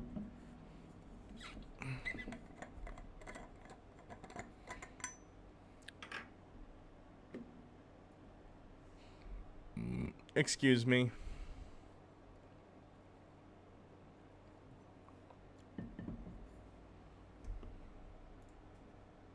What's going on, everyone? Jeremy here from the Quartering, and woo, the Karens of Twitter. Jeremy thinks that Karens are literally anyone who expresses an opinion on anything he doesn't agree with. So he's basically misusing Karens. He's going to call people who want people to wear masks in public Karens, which is hilarious because it's the opposite of what Karens would do in this situation. Karens aren't people who care about the safety of other people. Karens are people who refuse to wear a mask because they're selfish, right? Okay, just to be clear. Are mad. They are now boycotting AMC Theater because, like other movie theaters, by the way, AMC is... I'm not going to tell you what happens in the game because I'm not going to spoil it for people in the chat. Choosing not to require masks in their theaters. They've put in place certain precautions and new policies around allowing people back into the theater, but they don't want to require them. And meanwhile, Cinemark and other large theater chains are also not requiring them on reopen, but that's not why they're mad at AMC. They're mad at AMC because they said that they didn't want to make a political statement, which admittedly is an odd way to put this. But also, let me be very, very clear. All of these, a large portion of these people that are now totally up in arms about grandma getting sick, were totally thinking it was stunning and brave when everyone was packing in like sardines in the streets for the past 3 weeks, all right? Jeremy, do you not see the moral difference between protesting police violence and going to see Black Widow or Wonder Woman or whatever the fuck you want to see in a theater? One is necessary to uphold the dignity and rights of the people within our borders, American citizens. The other is wanting to go see a movie. These are two different things, you dumb fuck. If you could be any more obtuse, you'd be a straight line.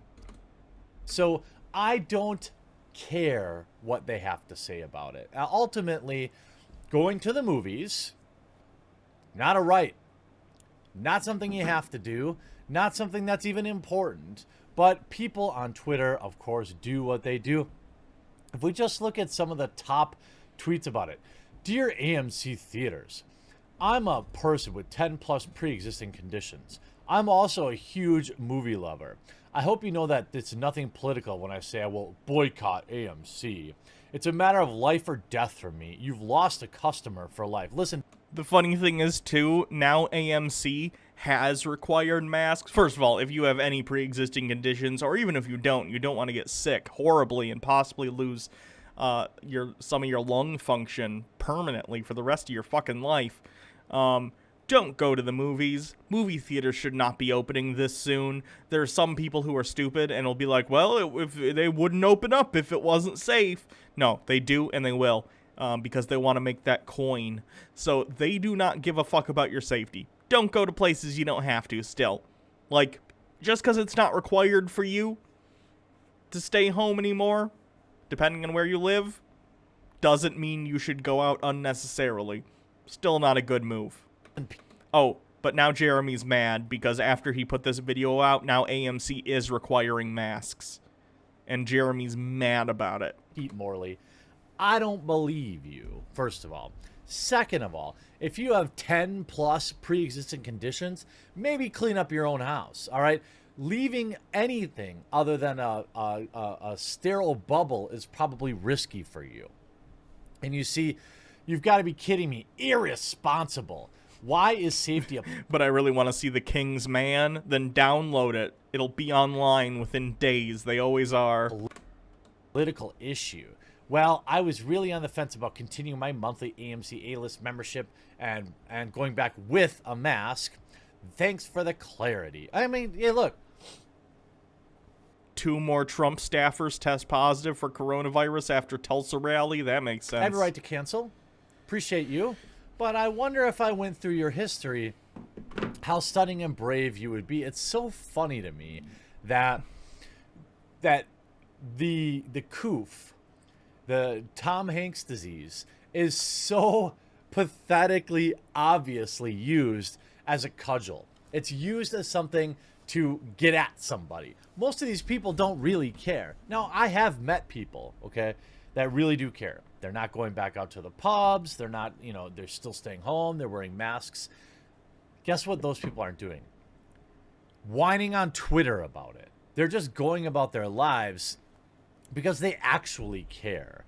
You have all sorts of AMC, Cinemark, and Regal draw backlash for not requiring customers to wear masks. Correct. Jeremy, people discuss things that happen on Twitter and other social media sites.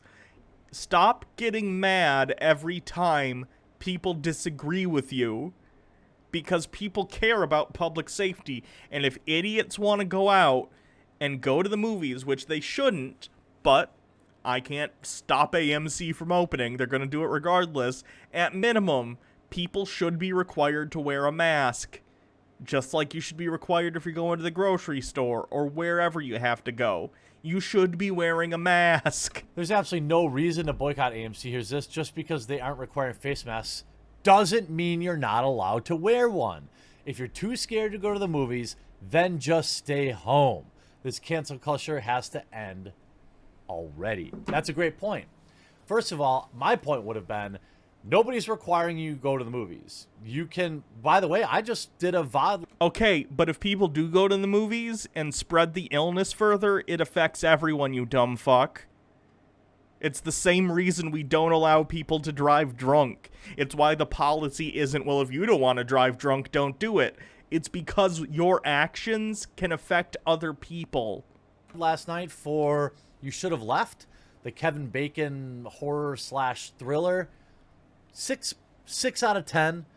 Gets a half-point bump for the Baconator, so 6.5 out of 10. Yeah, it was $20, but didn't go to... I was like, I don't know if I want to go to the theater for this, so I'll just rent it on that. And you know what? Movie wasn't that great, so I'm glad I didn't spend even more money on popcorn and soda.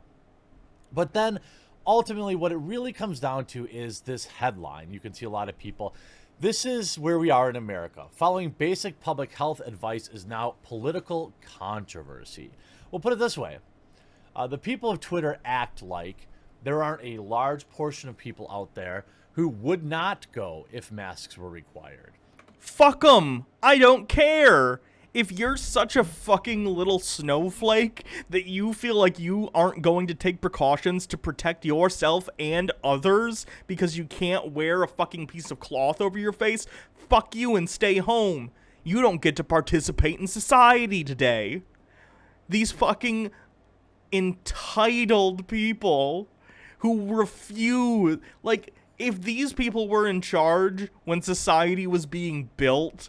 Nothing would have gotten done. People would have been like, all right, we need some people to build some buildings and some roads. And they'd be like, no, I don't wanna. You can't make me. I mean, you want to be part of society, though. Yeah, I'm part of society. I'm just not gonna do anything to help it. I want all the benefits, but I don't want any of the responsibilities. It's fucking childish. Be an adult, shut the fuck up, put your mask on, don't go outside if you don't have to. What the fuck is wrong with you people?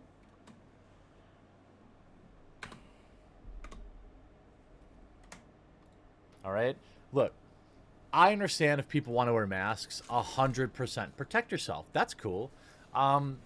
But when a store, like Home Depot, for example, required me to wear a mask, The mad and then type- made me buy it, I left. I was like, you know what? Screw you. I'm not going to wear a mask. Forget it. If you want me to wear a mask, I'll do it if you give it to me.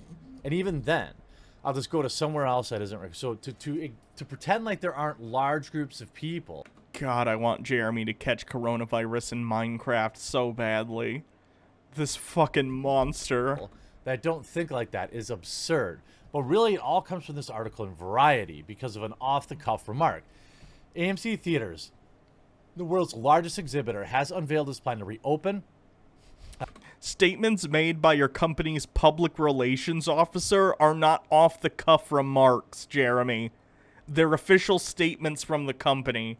Don't try and undercut the fact that AMC is buying into this bullshit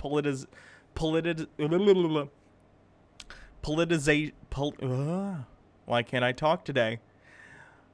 Porky Pig. Why do you feel the need to buy into this unnecessary politicizing of mask wearing, which is just a medical recommendation? You don't need to politicize this. Just do it.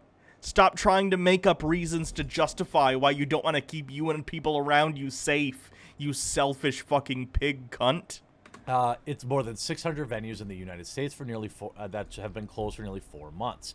The company is expected to resume operations on 450 of those locations on July 15th, which is still a month away, by the way. That's a good point. A couple of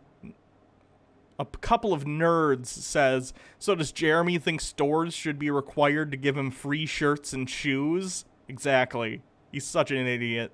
And expects almost fully operational by the time of Disney's Mulan debuts July 24th and Warner Brothers' Tenet hits on July 31st. As part of that process, AMC is reducing its seating. I honestly hope these movies bomb so fucking hard, and every, like, Disney, Warner Brothers, everyone, I hope they pull all their releases from theaters for the coming months, whatever, for the rest of the year, and they just say, fuck it. We'll throw them on streaming services and we'll see how it goes. It worked out for Trolls 2 and some other releases. Hopefully it'll work out for, like, Wonder Woman, Black Widow, all that stuff. As much as I want to see Tenet, because I love Christopher Nolan movies, Inception's fucking fantastic. Like, they're great movies, but it shouldn't be in a theater. Capacity in order to help social distancing. It is implementing new cleaning procedures, placing hand sanitizing stations throughout the theaters, and encouraging contactless and cash-free concessions. All good things. And I've said this really since the start. A lot of this stuff is just good. I mean, look, if it's not the coof, it's going to be something else. And at some point, it's going to be flu season again. And there's always some... Oh my god, coronavirus is not the flu. What is wrong with you people? ...bug going around. So the more antibacterial... It will permanently hinder your lung function, Jeremy.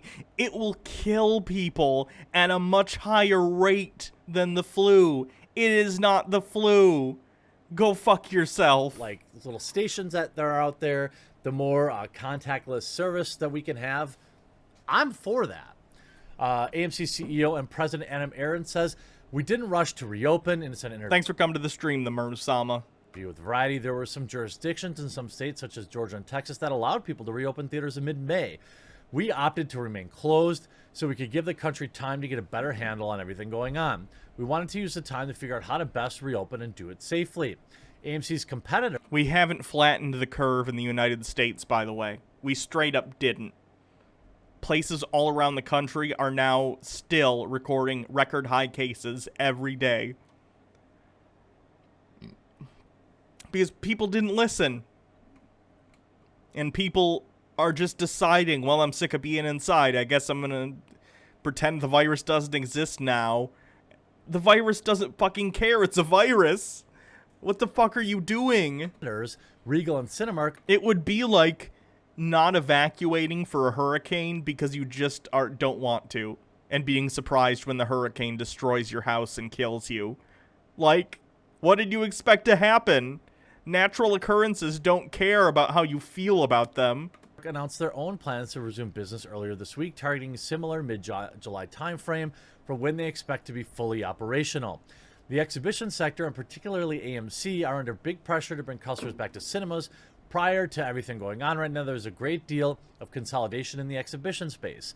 Much of it made possible by debt financing. AMC's decision to acquire rivals such as Odeon Cinemas, UCI, and Carmike Cinemas left a heavily leveraged with more than $5 billion in debt.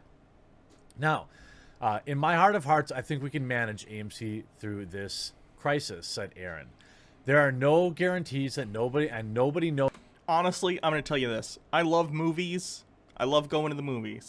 I don't like the people very much because people, are on their phones and they're talking and being loud, whatever. But movie theaters are fun. They are. They're a great experience. They have cool sound systems, all that stuff. But I wish they'd close forever. I fucking hate them. As much as I love them, I fucking hate them. Every other customer is so rude. They talk, they bring babies into R-rated movies at like 11 at night, and they scream and don't take the babies out. Oh god, the teenagers fucking talking the whole time.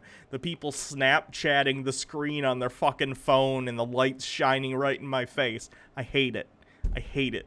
If tomorrow, Marvel movies, which are basically the only movies I go and see in the theaters anymore because everything else I can wait for at home. I just really, really like the Marvel movies and big action-y tentpole things that might look good on a big screen. I'll watch that shit at home. If tomorrow it was both available in the theater and at home, same day, I never set foot in a movie theater again. I swear to God, it's just not worth the risk. It's such a crapshoot as to whether or not you're going to be, like, in a pretty nice audience that's going to, like, shut up during the movie, or if it's going to be full of rude assholes the whole time. And that's before the fucking rampant disease killing people in the United States, right? So, holy fuck, I hope this kills movie theaters. Knows exactly what the coof will look like in the winter or how long it will take to get a vaccine. There are no Alamo draft houses near me. I can tell you that we have a very able management team here, and we're going to make every effort to make sure AMC continues to be well positioned as a leader in the movie theater industry. AMC will not mandate all guests, and here's the problem. Here's where everyone gets upset. Will not mandate that all guests wear masks, although employees will be required to do so. Nor will AMC perform temperature checks on customers, though it will monitor its employees' temperatures and have them undergo screenings to check for signs. The situation will be different in states and cities where they require them. But Aaron said that AMC was wary of wading into public health issue that has become politicized. We didn't want to be drawn into a political controversy. Fuck off. The lack of spine in order to say, hey, I don't care what idiots politicized this issue. Wear a fucking mask. You know why? Because doctors say so. He said, Aaron, we thought it might be counterproductive if we forced mask wearing on those people who believe strongly that it is not necessary. We think that the vast majority of AMC guests will be wearing masks. When I go to an AMC feature, I will certainly be wearing a mask and leading by example. So there's the full quote, all right? Why are we allowing idiots to dictate policy?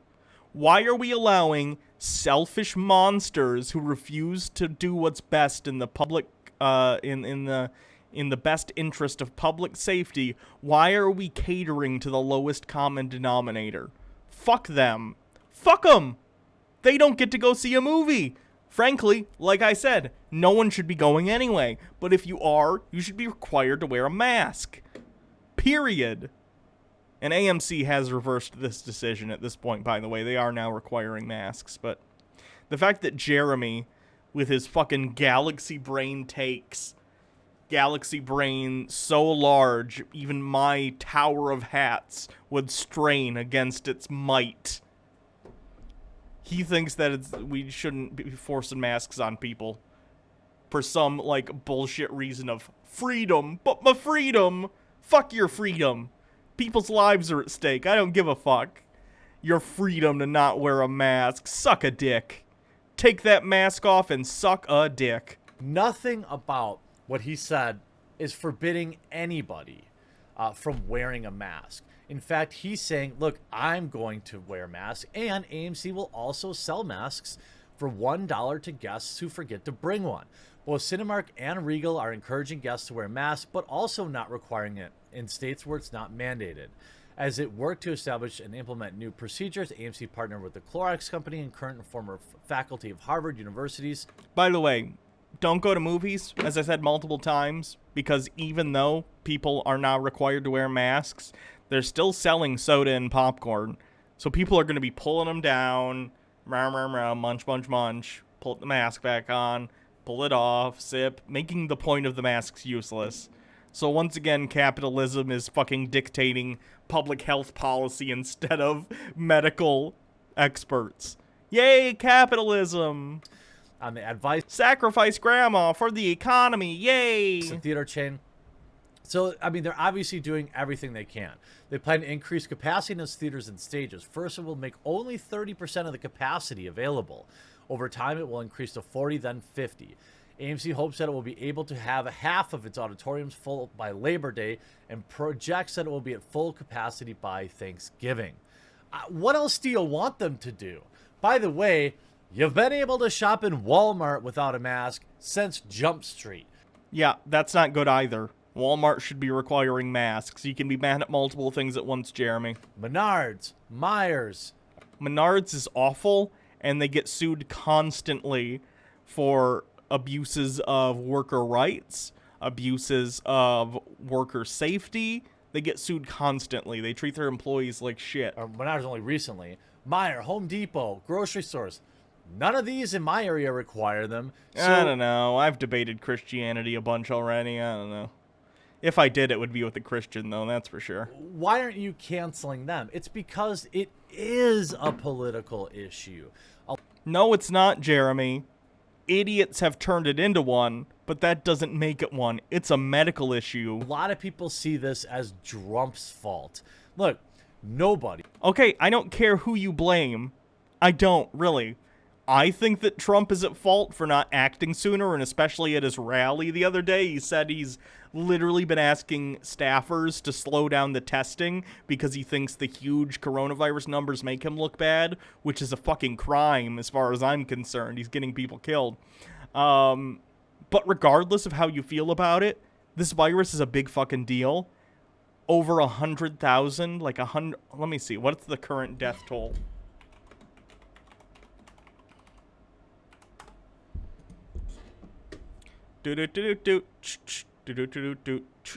Over 120,000 deaths in like the last 6 months, basically. 2 million cases. That's an awful fucking rate of death. Regardless of who you think is at fault, or if anyone's at fault, that's a different discussion. The fact is, it's a deadly fucking virus, Jeremy. Wear a mask. And I mean nobody is prevented from wearing a mask to go see a movie at AMC. So what's the problem? Forcing your patrons to wear masks is likely going to cause more harm than upsetting a few more Americans people dead than on World Twitter War I. for a day Damn. until they move on to the next thing to be outraged. I am curious though, what are your thoughts on going back to the movies? Are you going to? I'm not worried about it, especially if they're going to have 30% capacity and I can have a bunch of room. Please, Jeremy, please go do a movie without a mask because you care about your freedom so much. Please. Breathe in that delicious, delicious recycled AMC air. And we'll see what happens. I'm sure it'll work out well for you.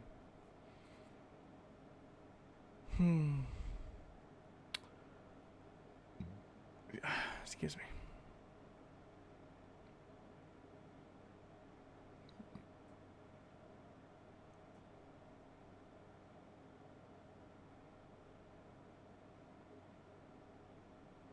Oh yeah, there's like a gay sex scene in The Last of Us 2, and Jeremy's super butthurt about it. Like, who the fuck cares? Sex scenes in video games are not a new thing. The fact that this one happens to involve two men, who the fuck cares? Maybe grow up. Bitching about fucking The Last of Us 2. God damn, Jeremy. So annoying.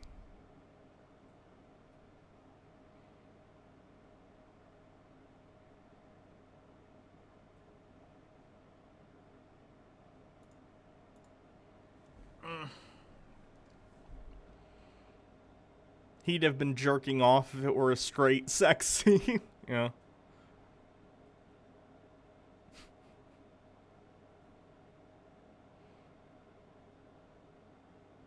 Oh, it was two girls and not graphic at all? No. I thought there was a gay sex scene too. Maybe I misunderstood.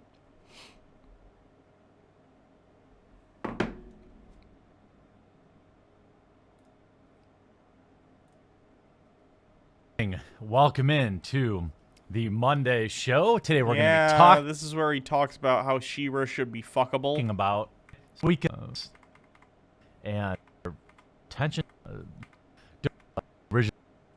The reboot now come out, and we notice something conspicuous. In this reboot of the 80s series, a magic sword transforms an orphan girl into warrior She-Ra, who unites a rebellion to fight against evil. Notice that it went from a princess, right? Because that was okay back in the 80s, femininity, you know, it was okay for women to be women. Yes, Jeremy, as we all know, most women in the real world are somehow related to royalty. What? Nowadays, that's different, right? We want all of our women to be androgynous or male-like. And notice now all of a sudden she's an orphan. Why? I also haven't seen the show. I have seen like the half of the first season. It's good. But I would imagine, being that she's an orphan, and this is complete speculation on my part, the show's over now, so I could be wrong, but it would make sense to me if at some point she finds out she was actually still the daughter of like a king and queen, and that's how she's a princess, right? Because she's still called, look it, he's such an idiot. He's like, oh, she's an orphan, not a princess. The show is called She-Ra and the Princesses of Power. What the fuck are you talking about, Jeremy? Read. Use your eyes and read. Who knows? And then she unites a rebellion to fight against evil. She was always an orphan? Gotcha. I didn't really watch old She-Ra very much. So basically nothing like She-Ra at all. And other than she has a sword. I doubt Jeremy has watched a single episode of classic She-Ra. And again, I haven't really either. But you know what? I'm not bitching about fucking She-Ra. Who cares? And now, She-Ra. She-Ra. And here is old Jeremy. She's like 14 in the show. She's 14 or something. Let's look. How old is She-Ra?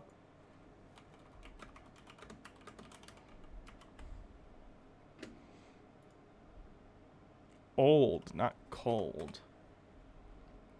Oh, 17, 18. All right. So she's still like a teenager. And also, Jeremy, not every woman has D-cup boobs. Old She-Ra. I don't know if you notice anything here, but that's a man.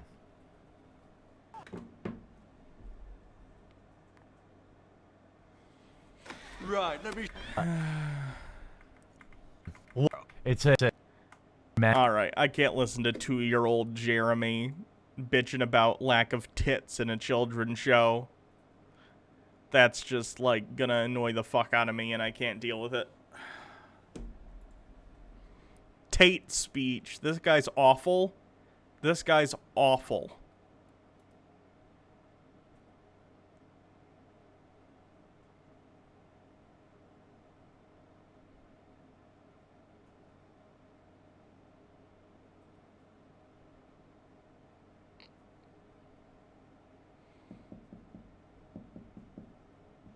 The hidden truth about coronavirus.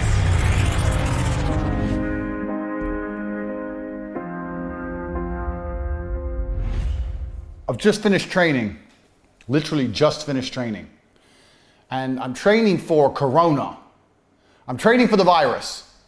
Everyone understands the idea of putting You can't exercise your way out of a virus, dipshit. What are you talking about? money in the bank. You put money in the bank so that when you don't have money, you have backup money. But no one understands the idea of putting health in the bank. I train so hard so that when shit like this happens, I ain't got nothing to worry about. I got health to spare. That's not how anything works. This is like on par with Trump thinking exercise will, like, diminish your life force, whatever the fuck that means. It's like a video game. You know, in a video game, you have a health bar and you take some licks. You know, most of you motherfuckers walk around with half a health bar. That's not how anything works. You're not even in good shape. And then a disease comes, fucks you up. I've got a full health bar. I got the fucking added bonus mushrooms and shit. I'm a fucking unit. I'm a G. You could take some of my health. I guarantee I get corona. I'm still on the streets, looking fly, pimping hoes. If you get coronavirus and you go outside, fuck you. Sick hoes with masks on. They'll be wearing nothing but the mask and heels, getting fucked. I'm a G. I ain't afraid of no virus. Because you can't hide from diseases. You can't hide from a virus. You literally, what do you think quarantine is? What do you think staying away from other people is for? You literally can. You literally can. It's out there. Even if you self-quarantine, you think I'll hide at home, and you order food to your door, the dude who delivers the food might have Then don't order food to your door. corona, he might have sneezed on your bag, you might still get corona. Do you understand what, oh gosh, do you understand what harm reduction is? Do you understand that you can take measures to try and lower the chance of something happening? And that's effective, even if it isn't 100% effective? It's like saying, oh, I'm not going to use a condom because sometimes condoms don't work. Like, okay, and they're still like 97% effective or something like that. You should still fucking use them. Corona, you can't hide from it. So I ain't hiding from nothing. All I'm doing is the usual, staying strong as fuck, pimping hoes, and I really believe if I train hard enough and make enough money, I can get too fly for corona. That's my life motto for the next couple of weeks. I'm too fly for corona. I'm driving around the drop-top Lambo, fresh, getting the McLaren, putting some Armani.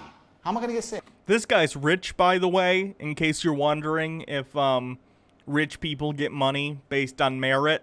No, they don't. Absolute idiots become rich all the fucking time.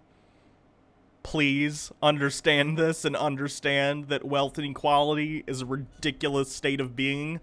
Ain't gonna happen. So if you fuckers out there are worried about corona, that's because you're a pussy. Because the real G's like me know I welcome corona. Jah protect me. I fear no disease. Give it to me.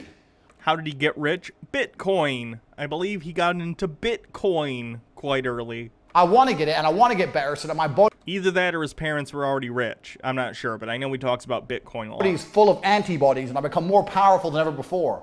One less thing that can kill me. One more disease I'm immune to. I cannot wait to catch corona. I fear nothing. You self-isolating pussy boys who ain't done enough push-ups in your life, you're afraid of corona. I ain't afraid of shit. This guy's like an absolute idiot. It's hilarious. The best book ever. Can he read?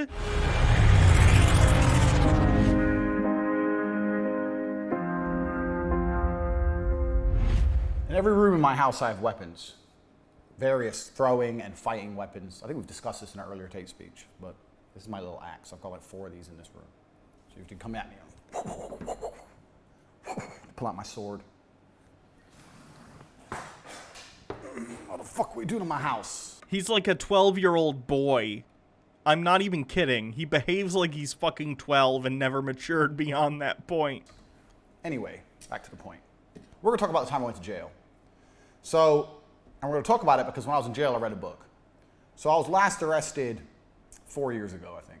Why? Doesn't matter. I think it matters. I'd like to know why. But when I was in jail, They gave me this book. You had a choice of 3 books to read. And I chose this book. And it was the worst book I ever read. I can't remember the name of it. If we can find out the name of it, that'd be really good. So it's about, it probably shouldn't be that hard if you Google it. It's about a woman who was a UN negotiator. And she got fired, but you don't know why. So she's living in her New York apartment. She has some boyfriend, but she's not happy with her life because her boyfriend doesn't fuck her properly. Because every girl who's not happy with her life and needs more adventure ain't getting enough dick. Because if they're getting plenty of dick, they're fine.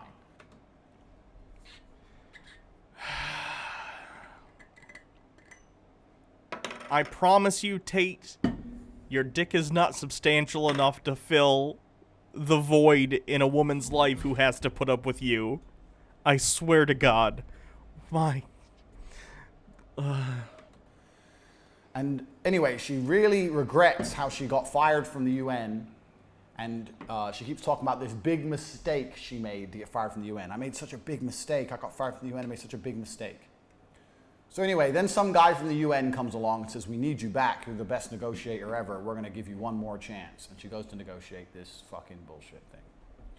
Blah, blah, blah. She keeps talking about the big mistake the whole way through the book. It turns out that the guy from the UN wasn't really from the UN. Let me see if I can find the book he's talking about. UN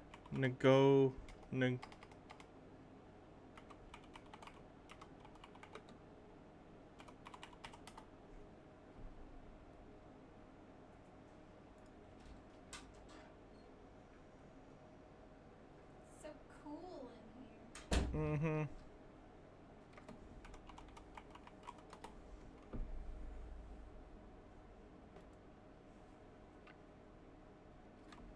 The Geneva Option, a gripping thriller of international espionage. The Geneva Option by Adam Lepore pits a sexy young UN staffer against a brutal conspiracy to control... This could be it? I don't know. Either way, it's got okay reviews, I guess. It's probably like your average thriller book paperback that you find somewhere. I don't know. Some terrorist who gets her to negotiate on his behalf, some garbage. Anyway, then she starts talking to the real UN guys, blah, blah, blah. Hello, chat. I've just created a super weapon, look. A sword and an axe I'm combined. pretty sure this person in chat is correct about him having been like MMA fighter. MMA fighter? Oh, I think he did mention that last time. Okay. I should patent this and become even richer. Oh, God, he's such an idiot. Look, I put an axe on a sword. I'm so funny. Hello, And it Rain detaches, Bean. I think.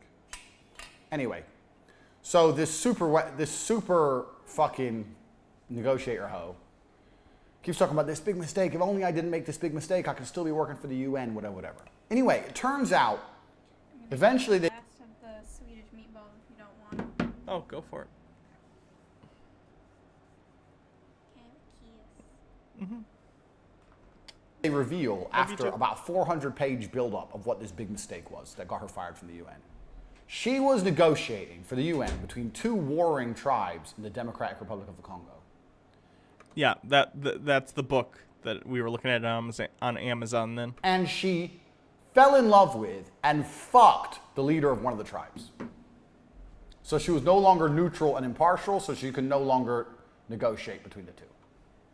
Your white bread ass from New York, who went to college and university and got a job as a UN negotiator, went to the jungle and fell in love with fucking Mutumbu, who Oh, God, why you gotta be racist about it, too? doesn't speak English, with his big black ding-dong, and got dicked.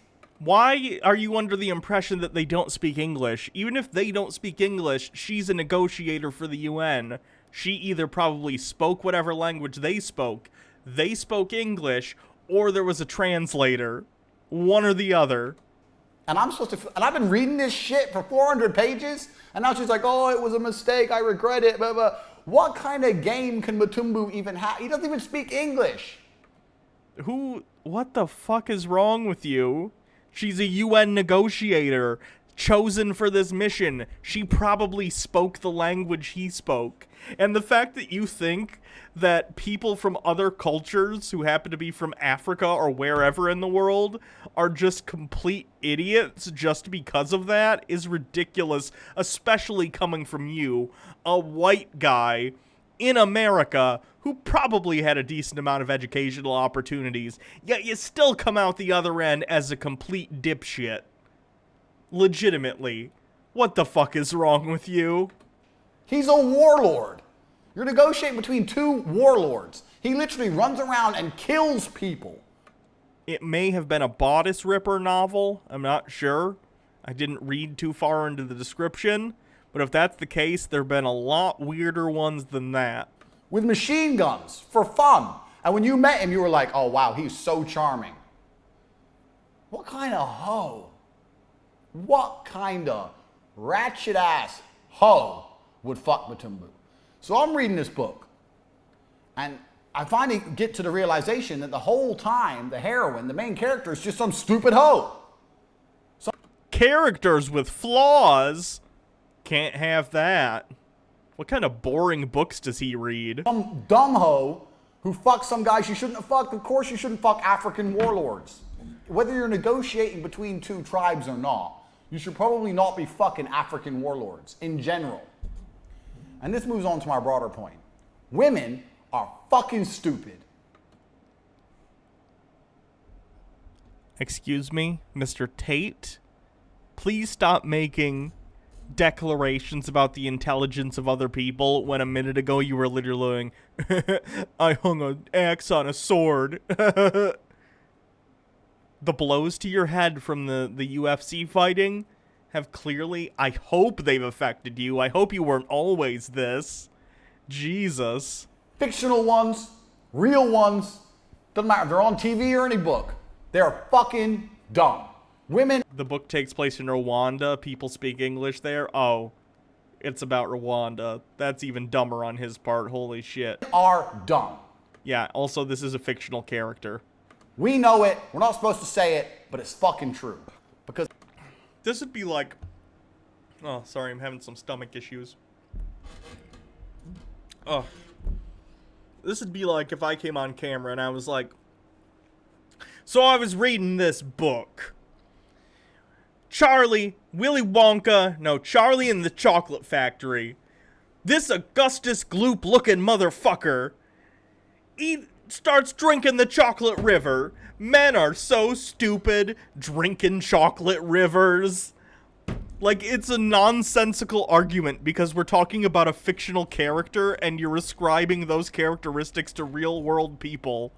It's legit the dumbest argument you could possibly make about a book. What the hell is going on in here? Anger is going on. What are you angry about? He's talking about a fictional book character woman, and he's like, and this woman makes a mistake in this book, and he's like, women are so stupid, and I'm explaining that it makes no sense to. Yep. I know, right? Because I guarantee you, whoever wrote that book, thought, obviously he wanted it to be as realistic as possible. He's like, let me make this book and make it as good as possible. What's the kind of stupid, dumb shit a woman would do? Oh yeah, this is the kind of dumb shit. Dragon Mike 1973. This fucking Wonka guy gave his factory to a kid. Factory owners are fucking idiots. Yes, that's a better example than the one I gave. How many women out there are fucking dudes they shouldn't be fucking? Loads. And do you know how I know that for a fact? The Lexa Black. Typical hungry Augustus Goop mofo. He's a chocolate hoe. Men are so dumb for Hawklet. Because loads of them are fucking me. And I don't give them shit. There's no future with me. There's no love from me. And here they are. Proof. Women are dumb. So here on my phone, I have my list of Tate speeches. We just talked about Matumbu. I've got another one. Pro-arranged marriage. How I believe in arranged marriage. Have we done that one already? I don't think we have. So I'm going to combine two Tate speeches. Because the last Tate speech about that UN negotiator hoe proves my point exactly. Women don't know what's good for them. Women ain't got a fucking clue what's good for them. But do you know who does know what's good for chicks? Their father. I guarantee there would be less divorce, happier families and a better society as a whole if the women could only marry the men their father says they could marry. You're giving women this free choice shit. When is the last time a woman made a good choice? Holy fuck, If they make the dude. choice You're of a good such man, an they're miserable. idiot. This guy is legit so dumb, it has turned into aggressiveness, right? This guy is so dumb that he lashes out at others with his stupidity. And it's so scary that people like this exist. Because they got a pussy. If they make the choice of a G, they're miserable because they got a G. Women are just miserable. Anita Wu with 200 bits. Those bald white men doing UFC and letting themselves get beaten to hell and can't get a woman on his own because of his hot take, so he wants to arrange marriage. Men are so stupid. Just unhappiness. Then they end up being a scat, running around, just fucking everyone, trying to find the perfect guy. By the time they get a guy that could have been the perfect guy, they're 30 dicks deep, so their head's all messed up. So then even though they got the guy they once dreamt of, they can't keep him anymore because they're dreaming of that gangbang they had. Oh, I wish I got gangbanged again. This is boring. Mr. Two Pumps. This is shit. We need to bring arranged marriage back. That's the solution. So when I become president of the world, Lord of Earth, and I say arranged marriage must be brought back into society, and people ask me why, I'm going to get out that book and I'm going to say, read it. Look what this bitch did.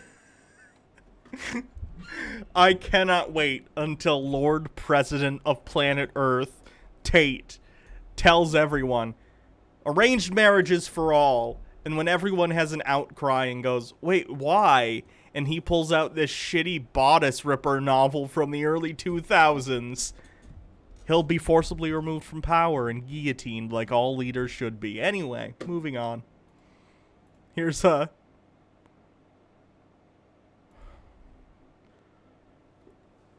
Oh, God. We got J.K. Rowling against this Tate idiot. Hold on. Oh, my stomach is just killing me today. Let me take some antacid. If this antacid company wants me to mention their name, they should pay me to.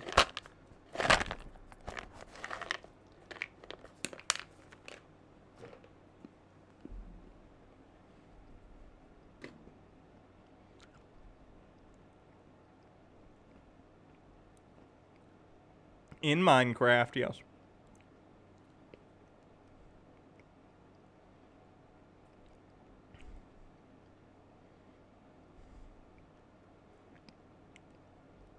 Am I drinking water? Yeah, I got water right here.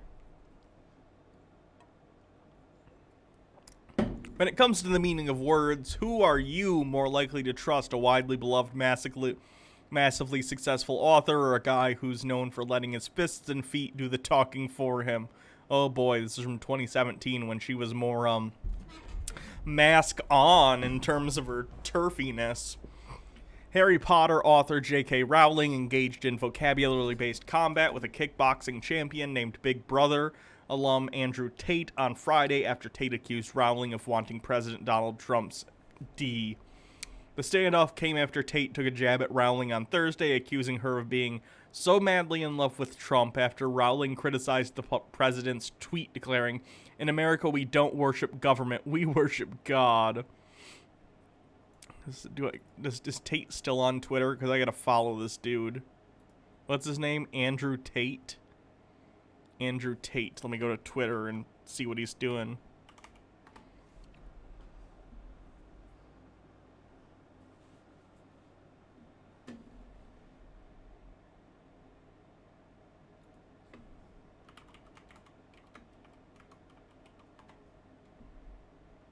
Andrew Tate, where are you?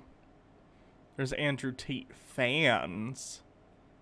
Did he get his account banned at some point? It wouldn't surprise me, based on the kind of dude he is.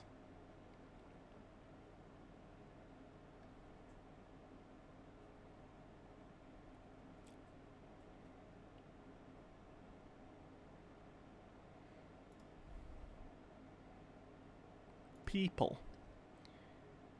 That's not him.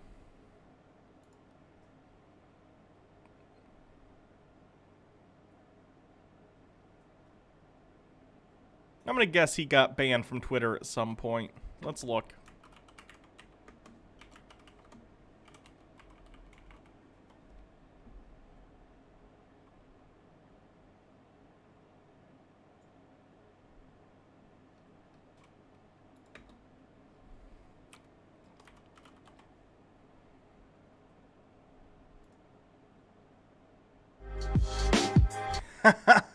He did get banned from Twitter.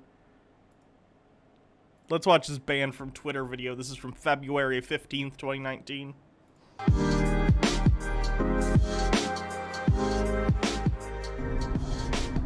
Twitter has banned me again. What happened was, I got in a Twitter spat with some lovely lady who is a prostitute, and she had her armies of minions report all my tweets. Oh, God. So that's 6 Twitter accounts. There he is. Combined following 200,000. That's a Twitter ban evasion then, huh? Someone, it'd be a shame if people went and reported @of Wudon for evading a Twitter ban. That sure would be a shame, wouldn't it?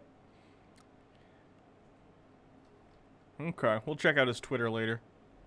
Gone. So I have 2 paths. One, you can't preach anti-fragility if you're afraid of starting again. Most people get demotivated. I don't get demotivated. I'm a warrior. I get motivated. I don't get disheartened. I get pissed off.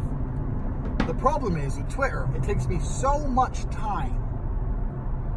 I tweet 4 or 5 hours a day, typing out my wisdom into my phone. It's a full-time job. How often does this dude tweet that he's spending 4 or 5 hours a day on Twitter? Let me go to tweets and replies in case he's doing, you know, lots of reply tweets. He retweeted this. This is 36 minutes ago. Or no. He's, 35 minutes ago, 40 minutes ago. Being in great shape with diet and exercise is fucking easy. It's a biological certainty. It's basically cheating. Being in great shape while smoking cigarettes, drinking booze, and enjoying KFC is the achievement. Live life, blah, blah, blah, blah, blah. Hour ago. I can tell you an absolutely ironclad guaranteed way to be happy. Work harder. Christianity is, oh God, is a failed religion. Your God and prophets mocked. The Bible's rules largely ignored even by believers. Oh God, he's like a cringy atheist too or something.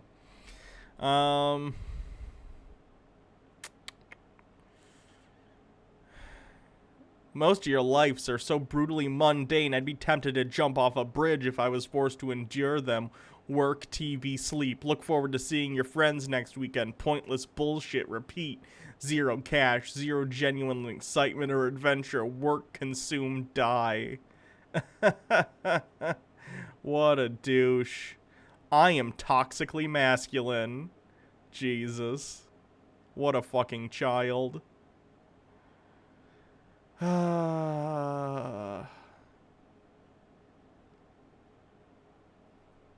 Yikerinos, bud.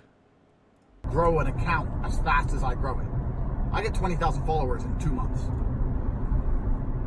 And to have all that work taken away from you at the drop of a hat, I wouldn't use the word disheartening because I can't be disheartened. But he got busted for child porn? Hold on. Jail term threat to child porn addict Andrew Tate. Oh, that makes a lot of sense. Where's the date on this? April 2009. That's a while ago. Holy shit. It could just be someone with the same name, though. Let's read it and find out.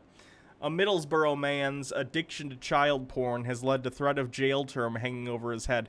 Andrew Tate, 25, was found in possession of age 25 in 2009. So he'd be 36 today. How old is Andrew Tate?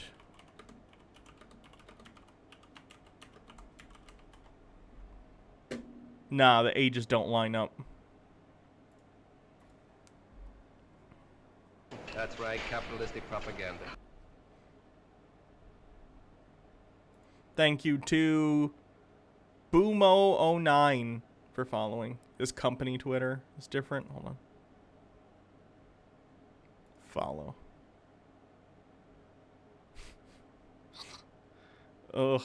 Can you imagine being a professional influencer? That's a shitty life.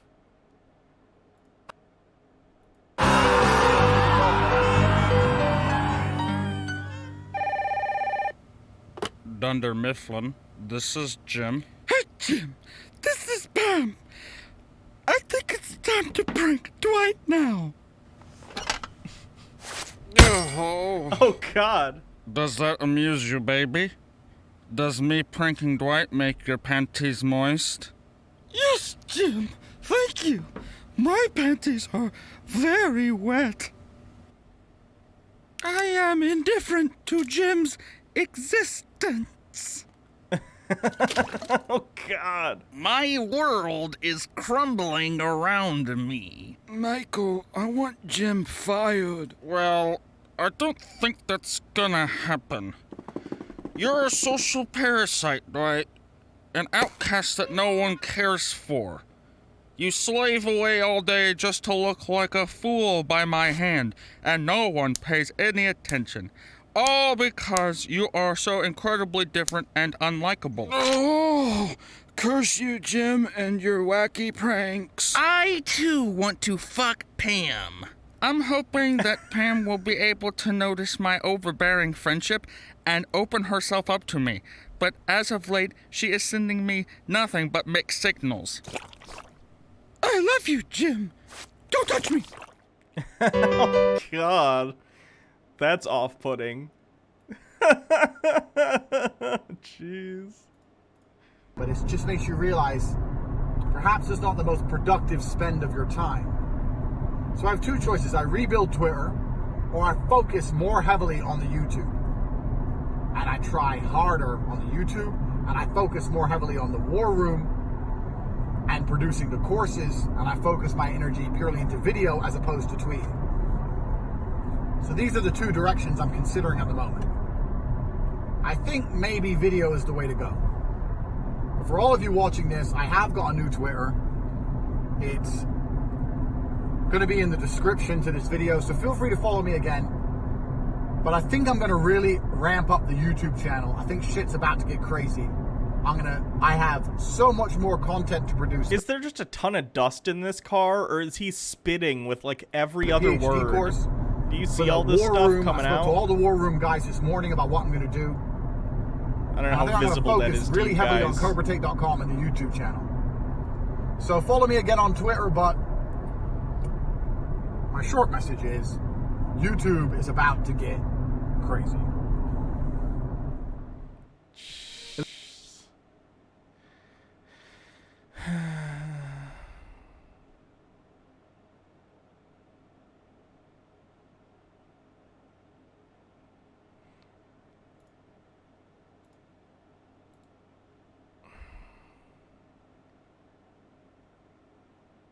What else we got from Tate?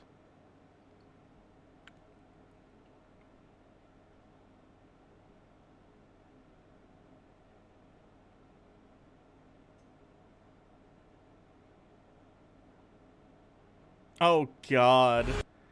I don't want to listen to 15 minutes of him at a time. Hollywood is for geeks? Oh, God. Oh, no. The worst thing I ever did to a woman. This is gonna be bad.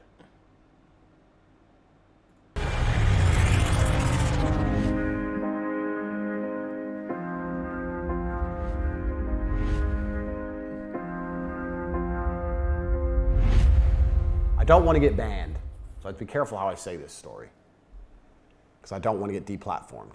I don't want the feminists or the misogynist crew or anyone to come after me. I'm just going to tell you all a little story. Once I was dating a girl I fucking hated. Then why were you dating her?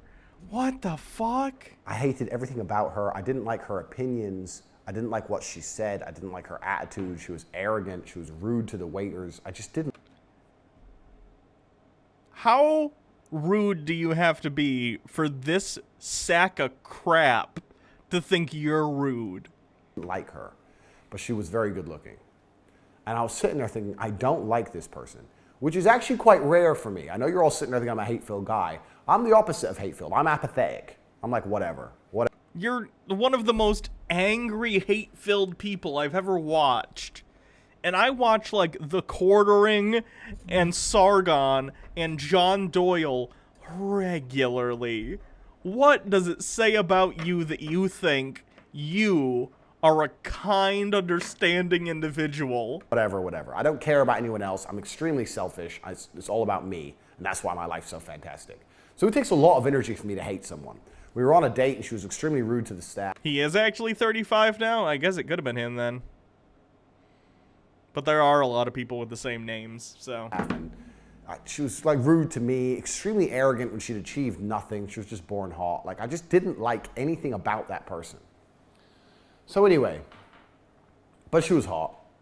So it was kind of a weird dynamic. Every time I dated her, I'd think, I don't want to date this girl again. And then I'd be talking to her and she'd humble herself just enough to squeeze another date out of me.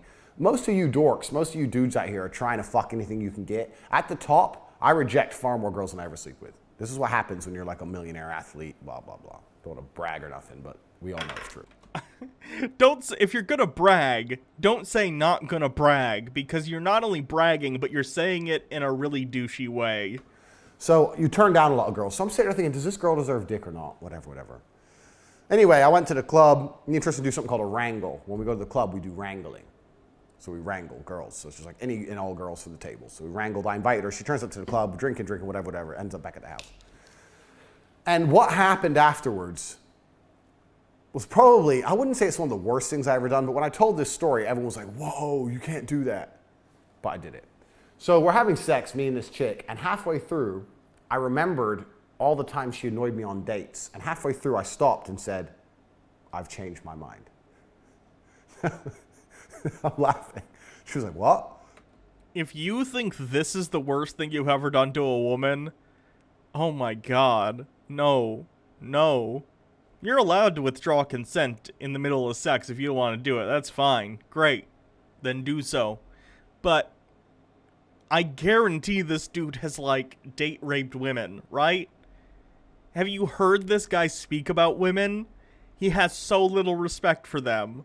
I don't believe for a second that this is the worst thing he's ever done to a woman. I just don't. No. I changed my mind. I just decided I don't want to anymore. I changed my mind. Now, if a girl does that to a guy, that's fine. If a girl says, no, stop, and you carry on, you're a rapist. They can do it. It's fine for literally anyone. Anyone in the middle of sex, if you're no longer feeling it or whatever, you change your mind, you can. That's fine. All the time. But because I did it to a girl, when I told some people, they all lost their minds. You can't do that. Why can't I do that? Because I've destroyed her self-esteem? Well, she goes, well, what do you mean you changed your mind? I was like, maybe get dressed and go or stay. I don't know. It's up to you, but I've changed my mind. I don't want to anymore. She's like, why? I was like, I don't know. I just don't want to. And that's fine. You were doing it to be vindictive, which is kind of a dick move. But you're allowed to withdraw consent and make the situation stop. That's fine. I didn't tell her because I don't like her as a person and because she's nasty inside. I didn't tell her that. I mean, she's hot. But now I've seen her titties. I played with her titties a bit. Fucked her a bit. I don't want to. I'm done now. I've seen it. I don't like you. I don't want to. So I stopped. I went to the bathroom, came back. She's getting dressed in a mood. Do I actually think this guy would admit to RAPE on YouTube? Maybe. He doesn't seem to understand why a lot of the things he does are wrong, so it's possible. Already called her Uber, on the verge of tears. I was like, look, you can be angry if you want. I don't want you to be angry or anything. I just changed my mind. I hope you get home. Message me when you get home safe. Off you go. And then obviously she left, and then my girlfriend came around to finish the job. I really, really hope he was in an open relationship, or he just straight up admitted to cheating on his girlfriend. So when I told people this, everyone's like, oh, you can't do that, you can't do that. Pure evil, all this shit. So basically they're saying I've destroyed her self-confidence and destroyed her self-esteem and I shouldn't have done what I did. But girls can do that kind of shit to men all the time. So when I told this story, one guy said to me, I'm going to start doing that as a matter of habit. And I do not recommend that. I'm not saying you should do that as a matter of habit. But perhaps you need a nuclear weapon. Perhaps out there, guys, you're dating some girl and you don't like her. Why are you dating her if you don't like her? Why? You don't like anything about her. And you just want to do something truly evil for once in your life. If you want to destroy her self-esteem, if you want to make her afraid to ever have sex with a new guy ever again, if you want her to look in the mirror and say, what's wrong with me? Well, is it my tits? Is it my face? Do I need a new nose? Do you want to inspire a girl to get fucking facial surgery and mess with her face and fillers and just destroy her self-confidence? Especially these Instagram girls. That's all they're based on is how they look. This is legit making me want to do a lot of things to this dude in Minecraft because he's such a fucking monster. What an ass. You want to destroy a female from the inside out? That's how you do it. This is some psychopath So this girl, shit. that's not the end of the story. This girl, I mean, we were texting a little bit afterwards. She was trying to get to the bottom of why I decided to stop. She couldn't understand. Like, she must have spent time staring in the mirror and being like, am I ugly? You know, what did you not like about me? Am I ugly? Am I ugly? Because girls can't stand being ugly. We live in a very shallow society, especially for females. They base their entire self-worth on how they look. And I was like, no, look, I just changed my mind. There's no secret. I just changed my mind. You're a nice person. I wish you the best. Bye. And the fact I didn't want to ever see her again drove her nuts. I couldn't stand it. So she tried for a very long time to get another date at me, to try and, it was a weird power dynamic. We'll do something else after this video, by the way. This is more than enough of this shitbag today. Because she was trying to get another date at me, but I know if I would have gone on that date, she would have never slept with me. That would have been her revenge, wasting my time on dates. So every time she tried to hint at a date, I just refused to go. So she was texting me for a long time. She couldn't get over it. She's probably still not over it. How can you get over it? Halfway through, sorry, I changed my mind. I shouldn't laugh.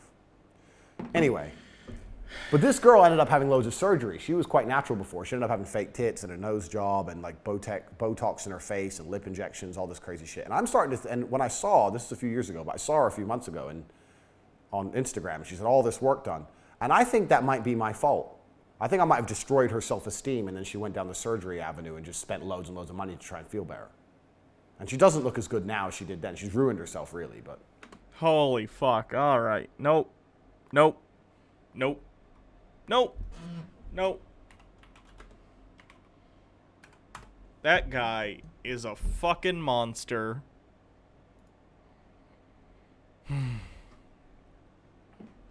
I need Hans to soothe me.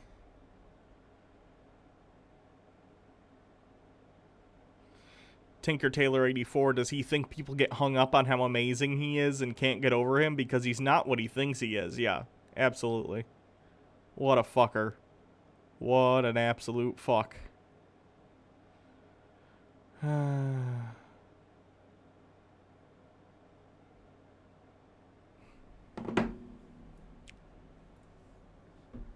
Wormhat. In this video I want to talk about how news, so when people think of news they think of current events, things that are happening in the world.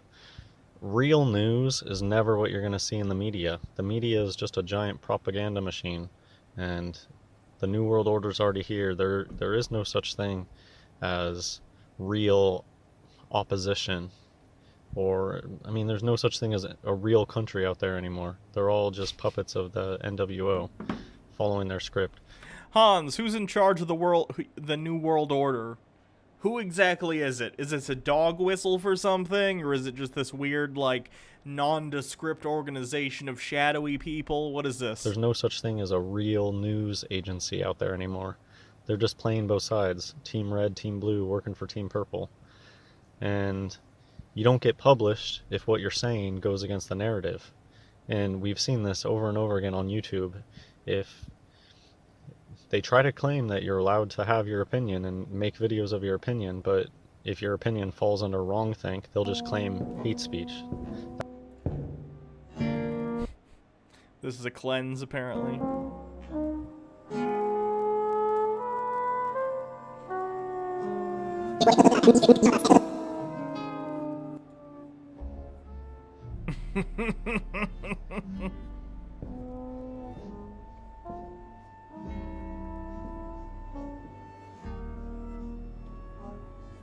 Oh god, this is very off-putting.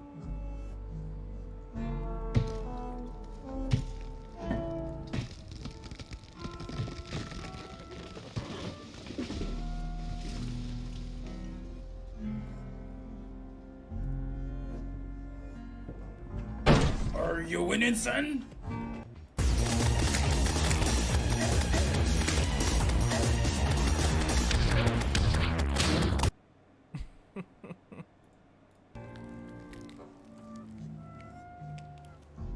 Oh. I agree, this doesn't feel like a cleanse.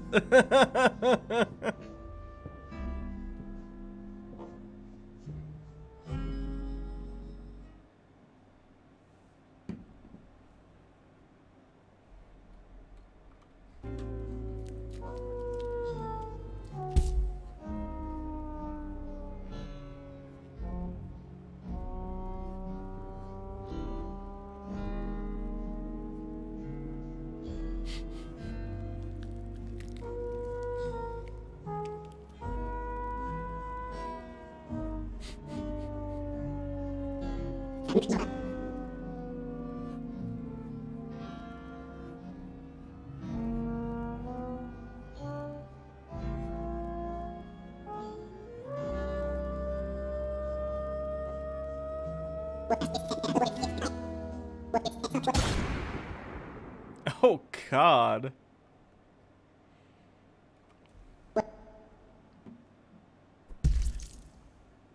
Ooh.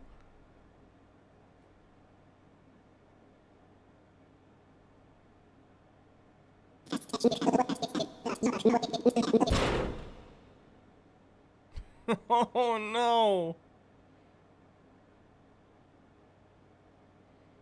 Daddy Sume, if you think I'm clicking on any of your links, you're out of your goddamn mind.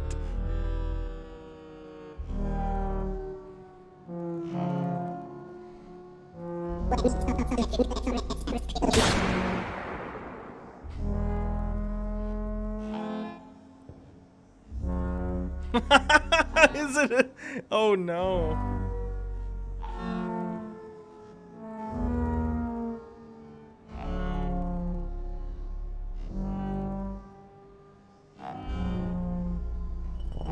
I'm being told by Baja to click on Daddy Sume's link.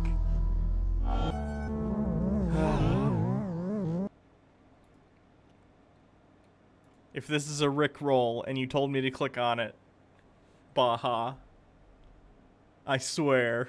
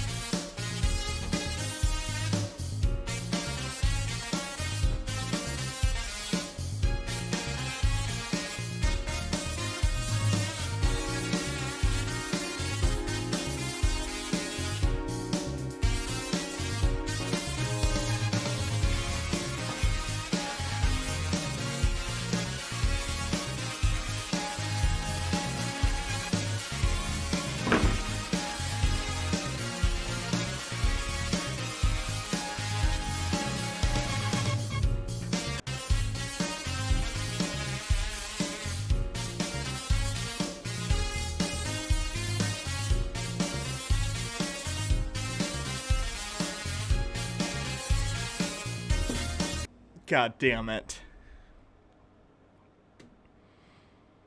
Am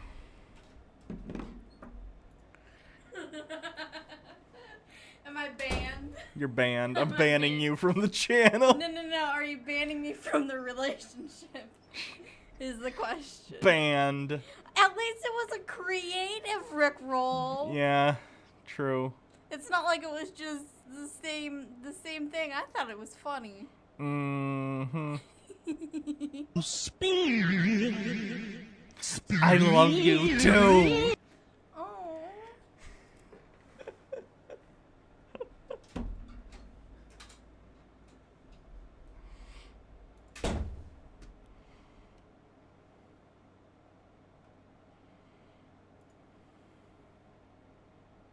Mm.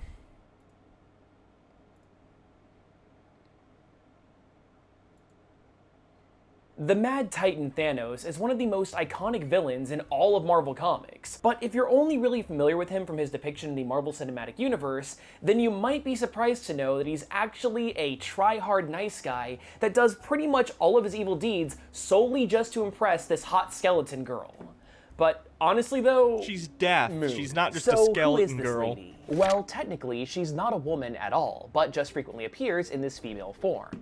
This is Death. She's an abstract, which is a non-physical being that is the embodiment of a concept. Marvel has a lot of these, and Death is obviously the embodiment of, well, death. Before we can really talk about her, though, it's worth noting that the character of Thanos has the concept of death baked right into his creative DNA, as he's named after Thanatos, the Greek god of death. Specifically, though, Thanos is based on a theory of psychology that delves into the relationship between love and death. And no, this isn't just me overanalyzing a comic book, since his creator, Jim Starlin, has gone on record to explain how this inspiration struck him while taking psychology classes. Now, don't worry, we are going to get into the crazy comic book nonsense later in the video, but the deeper origin behind Thanos is super interesting and helps set the stage for how he and his relationship to Mistress Death has evolved over time. But to hold you guys over, here's this sexy photo of Death. We good?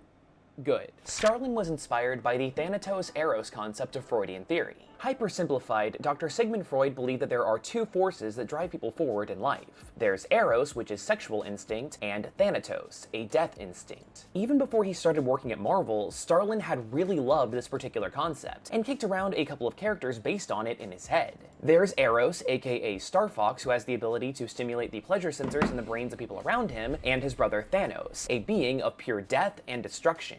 When writing for Iron Man number 55 in 1973, Starlin finally had the opportunity to bring these characters to life. Despite the thought that went into these characters, though, it didn't exactly translate onto the page at first. Eros didn't do anything in the story, simply appearing one time in a flashback, and Thanos himself wasn't much more than a generic space bad guy for Iron Man to defeat with the help of another new character that was introduced in this issue named Drax the Destroyer. Yes, this is the very same Drax that was made popular in Guardians of the Galaxy. Alright, I'm bored of this already. I gotta go back to Hans. That's their catch-all umbrella term these days. Oh, hate speech. They can just say that about anything. Oh, that triggers me. Therefore, it's hate speech. Anyways, this video is about news and how newspapers, whatever, radio, news, all of these things are all connected, obviously, and all controlled, and it's nothing but Masonic propaganda and lies. Real news is stuff that you hear in real life. When you're standing in line at the grocery store and you hear people awkwardly talking about how fast time is going. That's real. News is gossip. News is random things people say. Genius. What a great take. News. When you look around at your friend group and you realize how many of these 20, 30-year-olds have autoimmune disorders. People having so many children with autoimmune disorders, that's real news. When you turn on the TV, that's a bunch of BS. When you observe real life for yourself, that's news. That's not news. That's just things that you see. What do you think news is, Hans? What's happening? That's what's going on in the world. That's reality. And you know how people always, they can tell what reality is. Things like, wow, there's a lot of autistic people these days. That's reality, and that's news. But then what they do is they go search for some authority figure. Well, what's the authority figure have to say? Oh no, don't worry, it's nothing. Nothing's going on. And you just have to break free from that. The truth is out there, and the media is not going to be giving you the truth. And thankfully these days we have the internet. They can't hide. If you have the will to go seek out the truth, you'll find it. And I personally didn't start finding any of these truths until Jesus Christ woke me up, until I started following Jesus. And when you read the Bible, you'll see that Jesus is the truth. So there's that amazing connection there. Anyways, so I have this background thing. Vertigo. Have you guys been hearing more about vertigo? My wife actually suffers from vertigo recently, just over these past few years, and people in her family having vertigo. And it's just something that I hear about a lot more. And so to me this is like a really good idea of what's real news. Have you guys been hearing more and more people suffering from vertigo? No. Maybe it has something to do with time speeding up, because my grandmother has it, but a lot of people have vertigo. Let me see.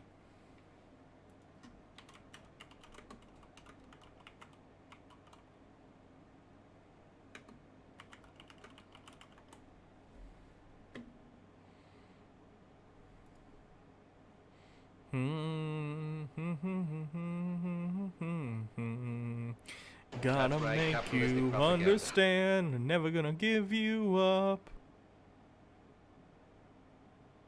Onalio, thank you for following.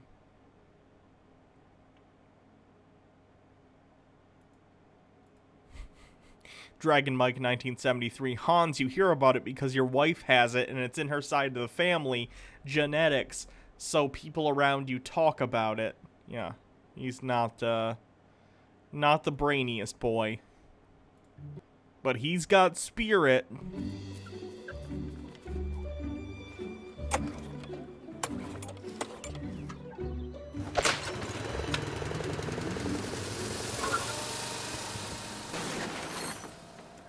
Hey, Mailman Mason, what you got for us today? Morning, Zach. Got a letter here from your landlord. Looks important. Huh. Let me see that. Hey, Zach, what you got there? It's a letter from the landlord. Ugh, great. Is he still mad I was breeding rats in the attic? No, it looks like he's... Wait, what? What? You what? What? Nothing? What does the letter say? Right. It looks like we didn't pay rent? Mike! What? Let me see that. It's your job to send it, Mike. How did you forget? I didn't forget. I did pay rent. You did? Of course I did. Like 8 months ago. What? Yeah! Mike, rent is due every month. You have got to be joking! What? No. Yes!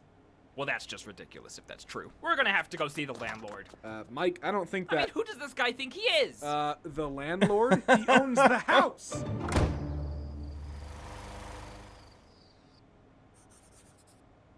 What is the meaning of this? I demand retribution! What? Excuse me? I'm so sorry. He's a moron. You gave us a formal warning for not paying rent! Well, if that got sent out, then the system found that you didn't. Hey, wait a minute. Are you the same guy that bred rats in your attic? No. And double check your system, because I did pay rent. Yeah, like 8 months ago. What? Let me see that! I would like to be formally unwarned, Robin. Well, this is ridiculous. It's right there. See? You paid 8 months ago. You're all set. Sorry about that. That'd be nice. There's I don't get nothing why you're funny upset. about the tools of Because I'm not capitalism. usually dumb! But it's fine. Seriously, it's actually kind of amazing we pay so little for rent. How did you negotiate that? Actually, it was Robin that insisted on the low price. What? You think I just buy up all the affordable housing to lease There's out at nothing funny about the tools of capitalism. Anita Wu with 200 bits. My therapist is also a novelist, and I was telling my bookseller colleagues about this cool fact when one of them decided to Google him and found a very woke conspiracy theorist by the same name living in the same city. When I told my therapist, he thought it was brilliant. He was an acquaintance who was also very woke that he argues with regularly. He is going to direct him to the website, which shows no faces, as a prank, saying, "So I think it's time I let you know the truth. Here's my website. It's all true," just to fuck with him. That's funny. reasonable monthly prices just so poorer people can have basic housing? I'm not some kind of horrible leeching monster. That's right. Wait, okay, one more thing. I give you a cut of the rent every month. Where has that been going? Wait, is that what that money was for? Well, yeah. Mike, where has my money been going? Rat food. Oh god, I bred too many rats! What the fuck?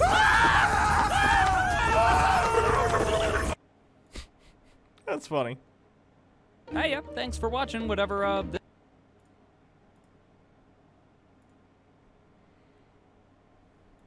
The time speeding up is going so fast now.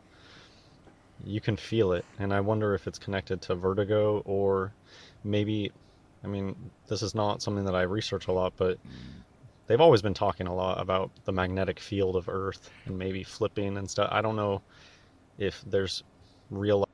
I'm escaping to the one place that hasn't been corrupted by capitalism. Space! Nice. Life people out there measuring that stuff, but that could be causing people to have vertigo. Maybe it has something to do with all the weather manipulation going on. Because another thing that I think is real life news, this is within the last week, I've been hearing a lot of people talking about migraines and it being connected to the weather changes. And so that could just be summer is almost, it's almost summer solstice. Personally, me, I've been seeing way more weather manipulation recently, just totally obvious. Completely. On what basis are you claiming that there's weather manipulation, Hans? The fact that the weather is changing? Is any time it rains weather manipulation, or is it just specific times? Lola42, hey Hannah, I was wondering if you had seen the Professor fan art I posted on the Discord. Your thoughts would mean a lot. Let me take a look. Hold on. Pulling up Discord. Looking at the Charisma Saves Discord fan art. Do.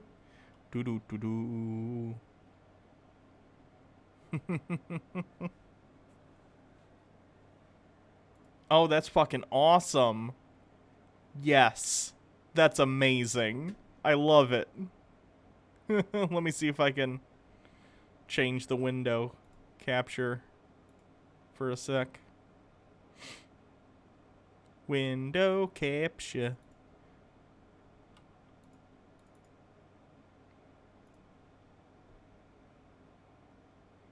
Oh god, why can't I pick Discord? Hold on. Let me do a display capture. That should do it.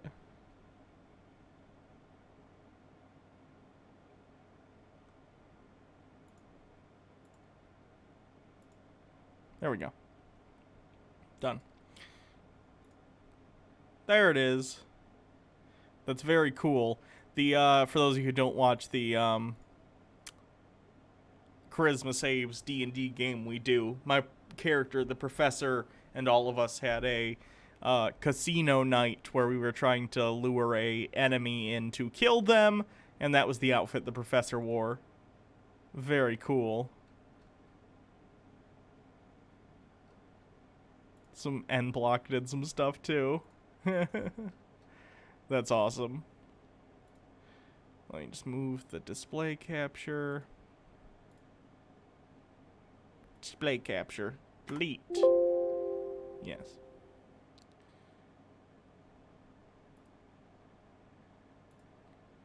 Oh god, now why can't I see the window capture? Hold on. Window capture.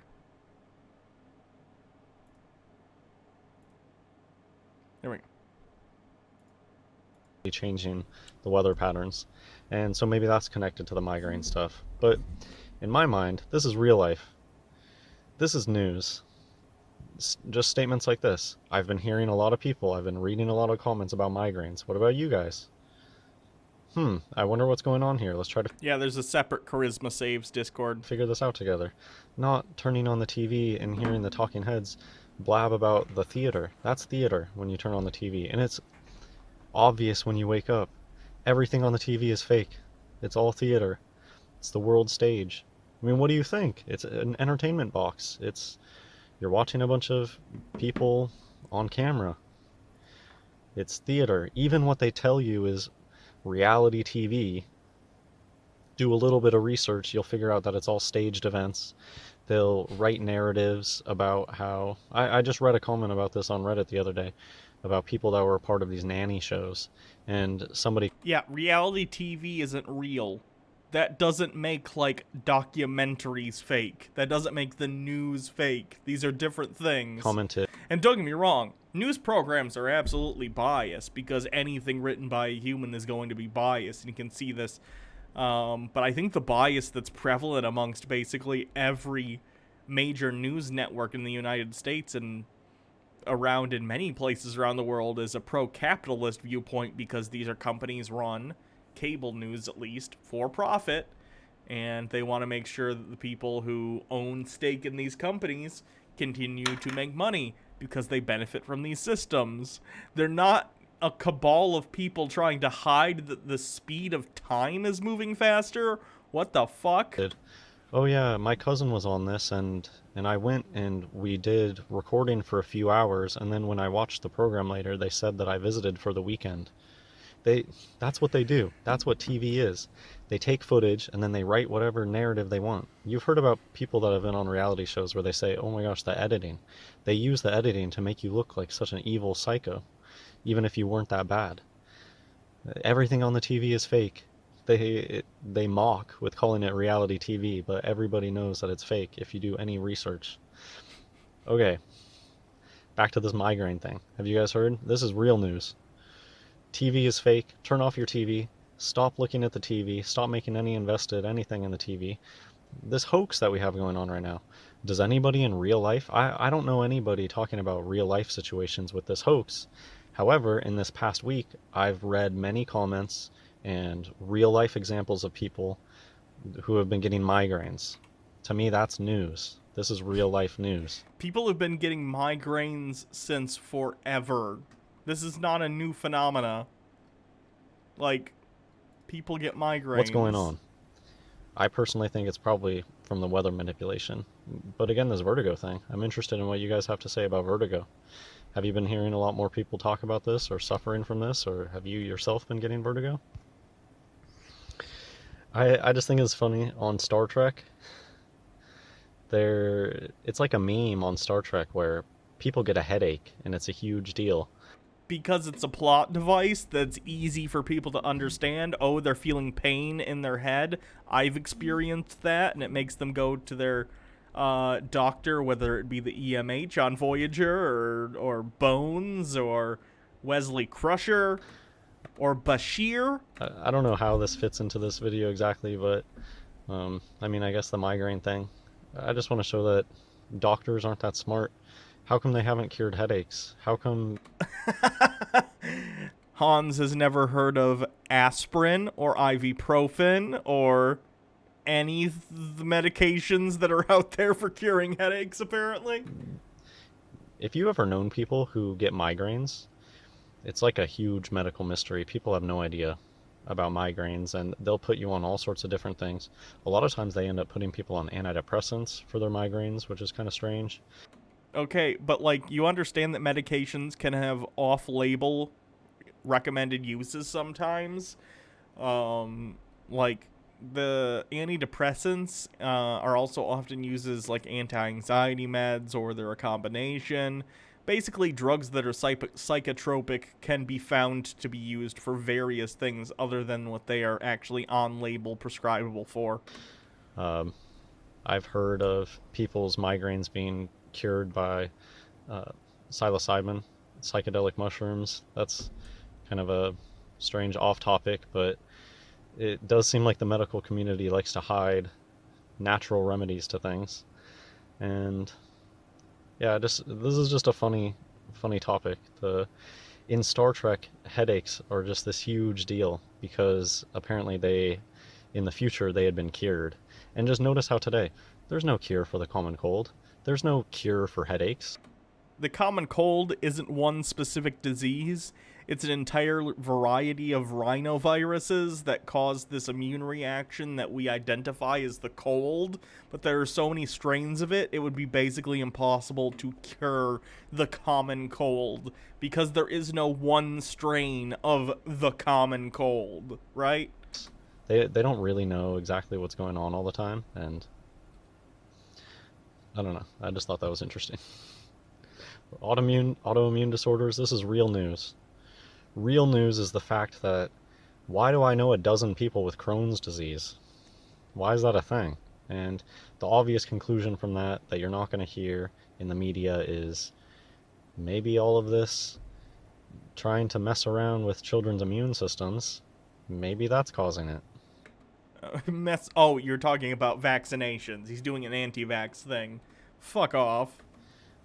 Maybe all of these vaccines that we're giving people that excite their immune system, maybe it's causing people's immune systems to overreact and cause these conditions.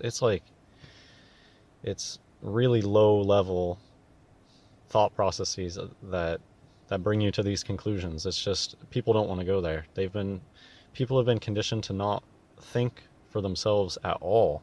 And even worse than that, if people start to think thoughts that go against the narrative, people feel like the police are going to come out to get them.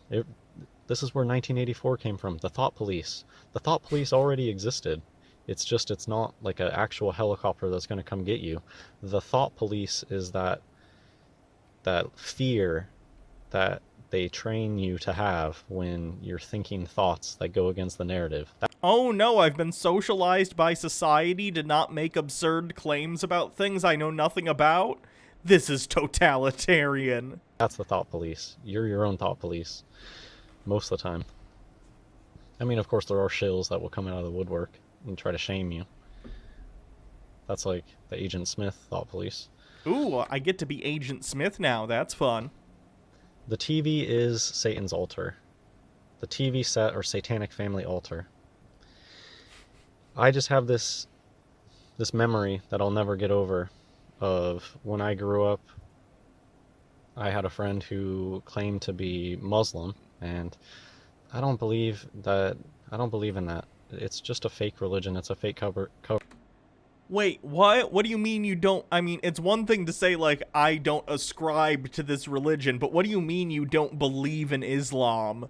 Islam absolutely exists as a religion in the sense that a religion is a shared group of beliefs shared by a certain sect of people. That's what a religion is. It's like a group of beliefs about the universe, generally spiritual beliefs, and often, though not always, is tied to some sort of deity. That's what Islam is. What do you mean you don't believe it exists? Like, you can say you don't believe it, the same way I don't believe in Christianity, but it's like, if I were to say I don't believe Christianity exists, what the fuck does that mean? Of course it does. People believe it all the time. Over for the same thing as Jews who are really the synagogue of Satan. Because the Kaaba and Allah, right? Kabbalah, and I think it's the Jews, the synagogue of Satan, playing both sides.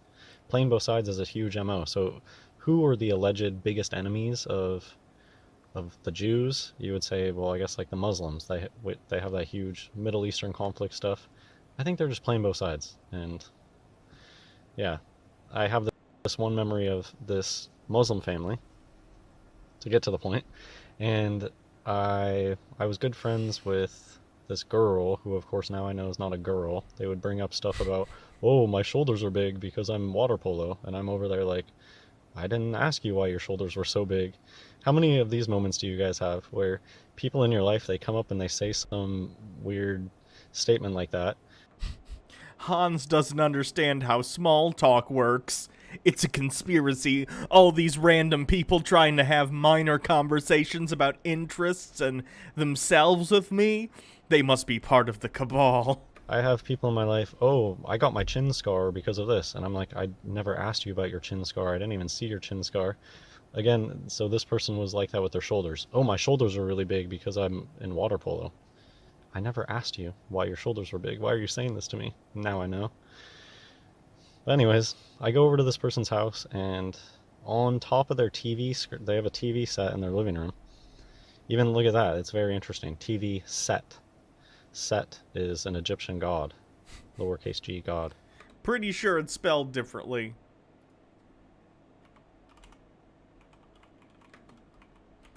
I think it has 2 T's. Oh no, is it? Oh, there we go. It is spelled the same, at least when it's anglicized. But, of course, set was not, in English. It was in this. Can you see the hieroglyphics on the right side of the screen? I don't know if it's popping up. I don't know how to read that.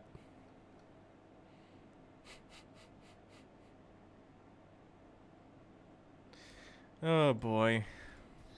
So on their TV set, they had a piece of paper that was taped to it, and drawn with a blue pen, a ballpoint pen, was a Jew star.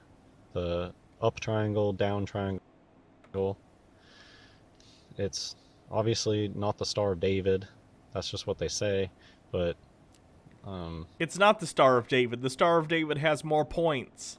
I don't know, in the Bible, I think it's called the Star of Rephaim or something like that. It's a satanic sigil. I don't know. We're not supposed to mess around with that stuff. If that stuff was important, Jesus would be telling us about that stuff. But, I mean, of course, I think all of us have had discernment. We know, people with discernment know that. It's another response to John Boyega. Someone says, Jeremy would ruin you in an argument. He uses logic instead of blind emotion and intimidation. Holy fuck. Yes, I'm gonna retweet that. He sits in front of a pile of toys and makes 5 videos a day crying about Brie Larson. Yes. Holy fuck.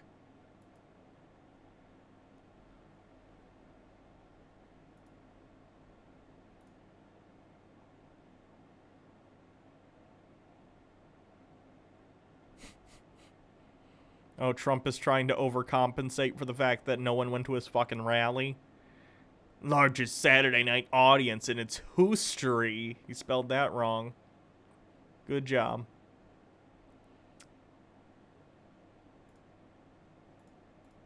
Life is not about drawing the right symbol or doing the right sacrifices, and that stuff feels weird to us and satanic. And throwing gang signs, throwing hand signs, that stuff has always felt off to me. Same thing with the Star of David. I don't care what historical thing you want to tell me about this, or the cross. I do not support drawing weird signs and symbols and worshiping them and putting shapes are part of the conspiracy. Them on places. That's just rubs me the wrong way, always has. But there you go. What's up with that? Why does this Muslim family have a TV set in their living room, and then they have a Star of David on top of the TV set? And I asked him about it. I'm like, okay, what's up with that thing on top of your TV? And this, Swire girl tells me, oh, my dad put it there because it keeps the evil away. And I don't know, that always stuck with me. Such a strange experience. And all the pieces fit. It's almost like people do very interesting things due to their religion. What the fuck about that is satanic? They're specifically saying they're trying to keep evil away. Together now that I know about this stuff, all the invert stuff, all the Satanism. Yeah, I don't know if... It could be like an evil eye thing. You know how the evil eye, it's this weird backwards logic. I'm gonna wear an evil eye because it reflects the evil eye. That's kind of what that, putting the Jew star on top of the TV, to me it was like they're trying to reflect back the evil because they know that there's evil coming at it, so they're trying to like reflect it back or something. Just an odd experience. The American people don't believe anything until they see it on television. Belief. The power of belief. Think of any Christmas movie that you've ever known. How does the whole Christmas movie genre go? Santa has no power until these people start to believe in him, and then Santa really gets the power. What? Are you thinking of Tinkerbell? Are you thinking... That sounds more like a Tinkerbell thing than a Santa thing. I don't think I've ever... Oh, is he specifically talking about the movie Elf? Because that happened in the movie Elf, the Will Ferrell comedy. But I don't remember a single other movie where Santa required the belief of people to get power. It might exist, but that's a trope that goes back, like, to Peter Pan, to Tinkerbell, and it probably exists prior to that as well, but, like, it's a literary trope. It's telling you about belief and magic. Magic has power through belief. They're mocking you with this money. So how does money have power? Because people believe in it. What is it? It's stuff printed on a piece of paper. Hans, you don't understand a fiat currency. I get that. But that doesn't make it a conspiracy. Money has a purpose. It's a tool, right? Thank you, Hieronymus Bosch, for extending your subscription. Appreciate it. Why does that have value? Because people believe in it. And they've constructed this whole deception system. Why does their system work? Because people believe in it. If everybody turned off their TV, if everybody stopped believing in that nonsense, the kryptonite to Babylon is to just ignore it. They're like children playing in the marketplace trying to get your attention. The thing that just sets them off the most is ignoring them. Ignoring their reality, their false reality, turning it off, and having real experiences is the kryptonite to Babylon. You're of your father the devil, and the lusts of your father you will do. He was a murderer from the beginning and abode not in the truth, because there is no truth in him. There's no truth in Babylon. It's still, people have still not got over the fact that Nat Geo is fake. Why do you think Nat Geo is not fake? Because I don't know. I don't understand the logic there. Can you define what you mean by fake? I assume based on the fact that you don't think toucans or gorillas or koalas or zebras exist, and you think that giraffes are like a genetic experiment, I assume you mean that you think it's fake because you think they're filming fake animals, but that's not the case. They do a lot of nature documentaries, and those animals are real. So this is just objectively false. TV is fake. So... it's an umbrella. It's not a rabbit hole. It's not a rabbit hole, it's an umbrella. It covers everything. And especially anything in the media. When he speaketh a lie, he speaketh of his own, for he is a liar and the father of it. Satan is the father of all lies, and the TV set, where do you think this stuff came from? Technology. It's fallen angel tech. That guy Farnsworth that invented the television begs to differ. What's the guy's name? Inventor of the TV. It's something Farnsworth. Philo Farnsworth. Philo Taylor Farnsworth was an American inventor and television pioneer. He made crucial contributions to the early development of all electronic television. He's best known for his 1927 invention of the first fully functional all-electric image pickup device, video camera tube, the image dissector, as well as the first fully functional and complete all-electronic television system. Farnsworth developed a television system complete with receiver and camera, which he produced commercially through the Farnsworth Television and Radio Corporation from 1938 to 1951 in Fort Wayne, Indiana. So this guy made the first, like, commercially available television equipment and consumer televisions. And it was not satanic tech. And it's like the internet is like the disclosure. Maybe because Satan knew that time is up, so it's like a disclosure thing. Gave us the most powerful tool to find out the truth. And look how many people are still asleep.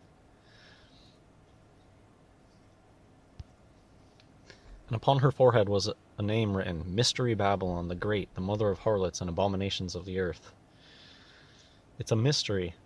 You have to figure it out. If you're not trying to solve it, you're not going to solve a mystery if you're not trying to solve it. Right? And that's why you won't wake up to Babylon if you don't start paying attention. And all you have to do is start paying attention. You'll start seeing Orange 33. You'll start seeing the inversion. Black is white, up is down, bitter is sweet. And the truth is in the Bible, in Jesus Christ.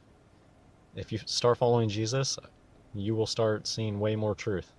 And yeah, it's not going to bring you happiness, but it's going to set you free. Having eyes, see ye not, and having ears, hear ye not, and do ye not remember? So I'll just end with this. I don't think I'm going to read all the scripture, but there's a lot of scripture talking about this idea of having eyes but not seeing, having ears but not hearing. In the inverse. So this was my end, and be familiar to my art. I did one and you have a ton, and I just eventually, you just get lost. You get swept away.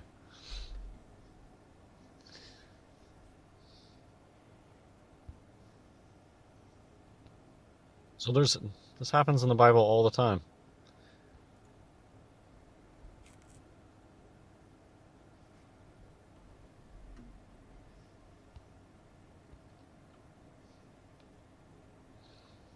From Isaiah chapter 44 verse 18, they have not known nor understood, for he hath shut their eyes, that they cannot see, and their hearts, that they cannot understand.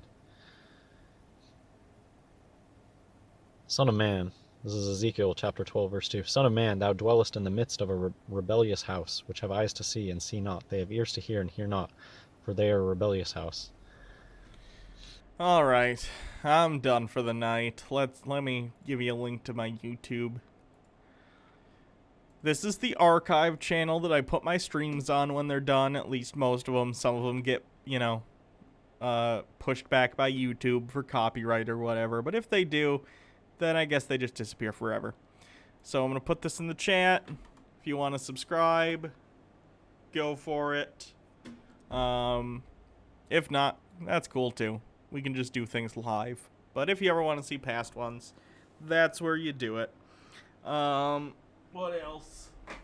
I hope y'all have a wonderful evening. I think Jake is streaming later. I'm not sure exactly the time.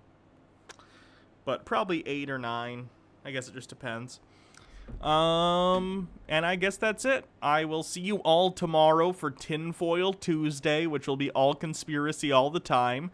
In which we're going to continue with that Fall of the Cabal video that I've done so many parts of at this point. I think I've done up to part 5. We're going to probably finish up Flat Earth stuff that we did in that long video, the 200 proofs of Flat Earth. I'm sure we'll do more Worm Hat. We'll do some other stuff too, but it'll be a lot of fun. So come hang out if you haven't been to Tinfoil Tuesday before. It's a lot of fun. Talk about reptoids and stuff.